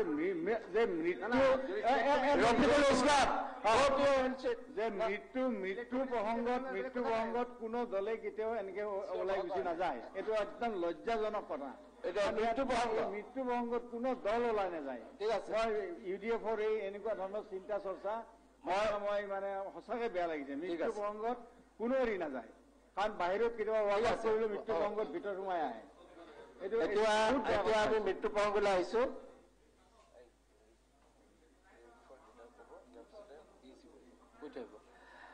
মই চতুৰ্থ অসম বিধানসভাৰ ত্ৰয়োদশ অধিৱেশন সমাপ্তিৰ পৰা আজি 28-20 তাৰিখে এই অধিৱেশন অনুষ্ঠিত হোৱালৈকে আমি কেইবাজনো বিশিষ্ট ব্যক্তিক যিসকলে দেশৰ বিভিন্ন ৰাজ্য তথা দেশৰ বিভিন্ন ক্ষেত্ৰলৈ বৰঙণি আগবঢ়াইছিল তেখেতসকলক আমি হেৰুৱাইছো আৰু তেখেতসকলক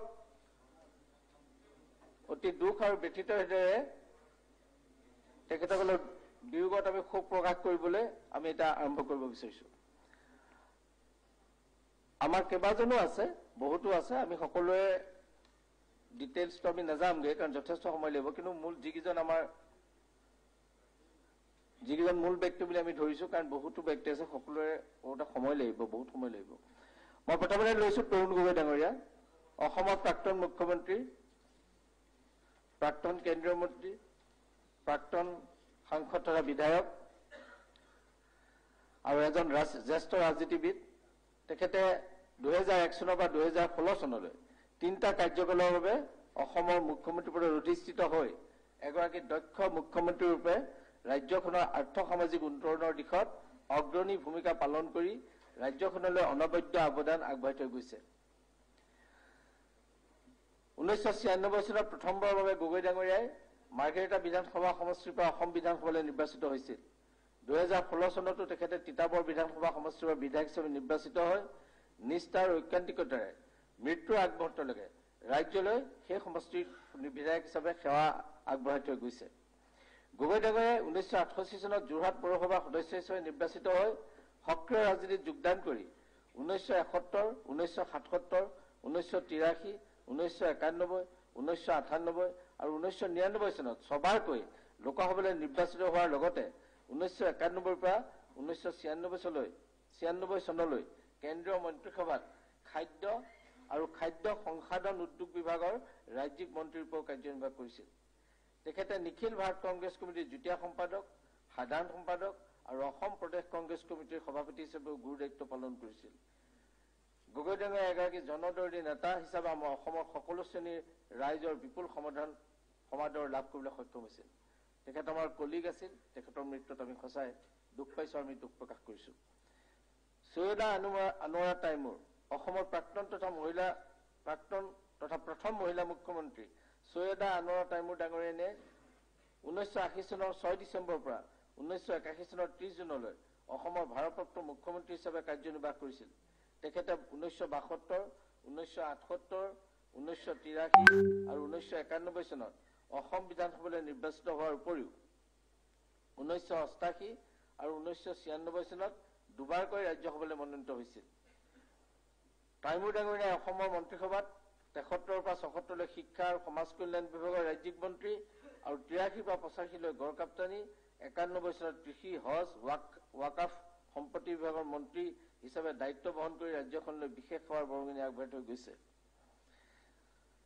নাজদিন ফাৰুকী, ৰাজ্যসভাৰ প্ৰাক্তন সাংসদ, ক্ৰীড়া সংগঠক, সৰ্বভাৰতীয় মহিলা কংগ্ৰেছৰ প্ৰাক্তন সভানেত্ৰী তথা বিশিষ্ট সমাজসেৱিকা নাজদিন ফাৰুকী ডাঙৰীয়ানীয়ে 2010 চনত ৰাজ্যসভালৈ সাংসদ হিচাপে নিৰ্বাচিত হৈ দেশ তথা ৰাজ্যখনলৈ উল্লেখনীয় সেৱাৰ বৰঙণি আগবঢ়াই গৈছে।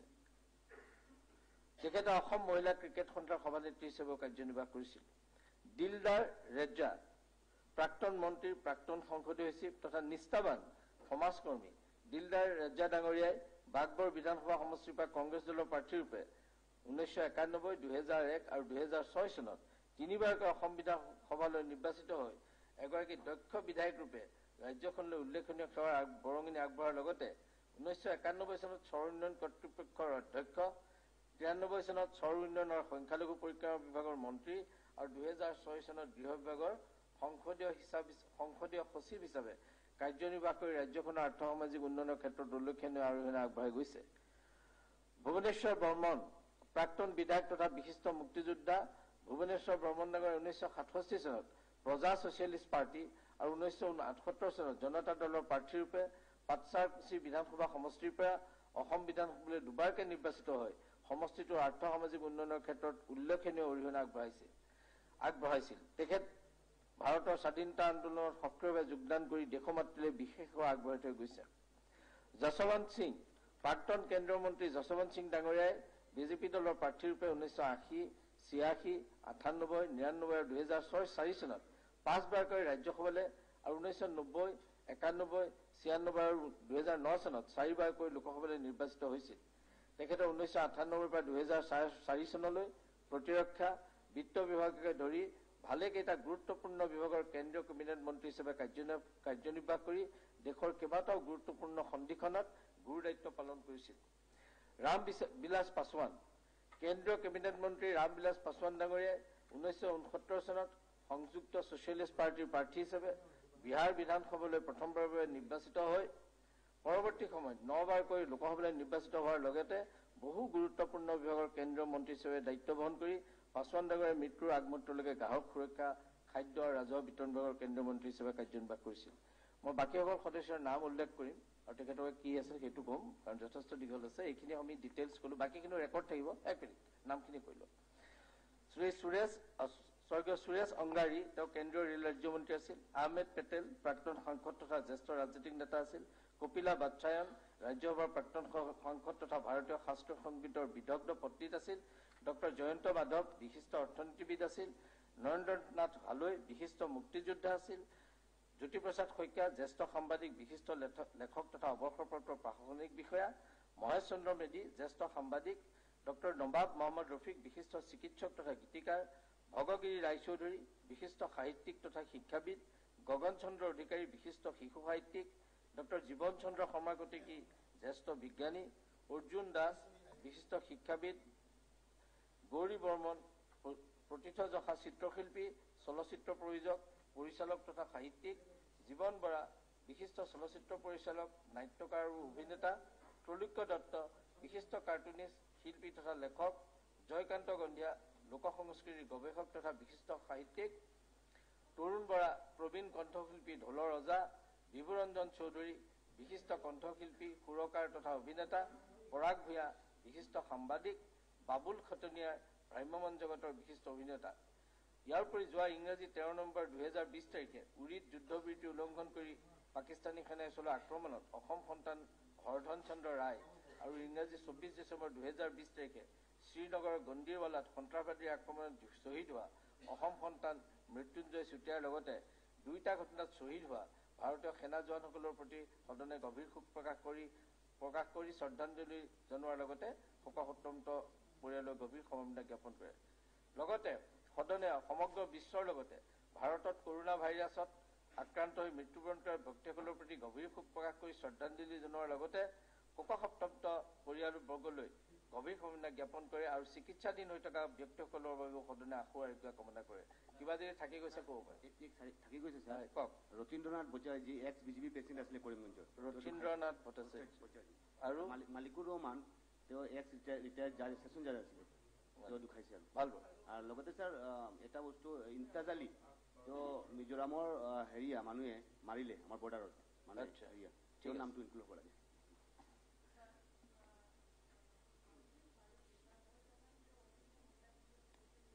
সৰি এইটো ভুল হৈছে যে আমি সোধো এইটো আমি চাই ল'বলৈ ক'ম প্ৰেচিডেণ্ট নাছিল না ভাল স্যার ঠিক আছে মই এতিয়া স্যার এটা নাম ক্যান্ডিডেট করে উজ্জ্বল দাস আমার বিজেপি প্রেসিডেন্ট আছে হাইলাকান্দি ভাল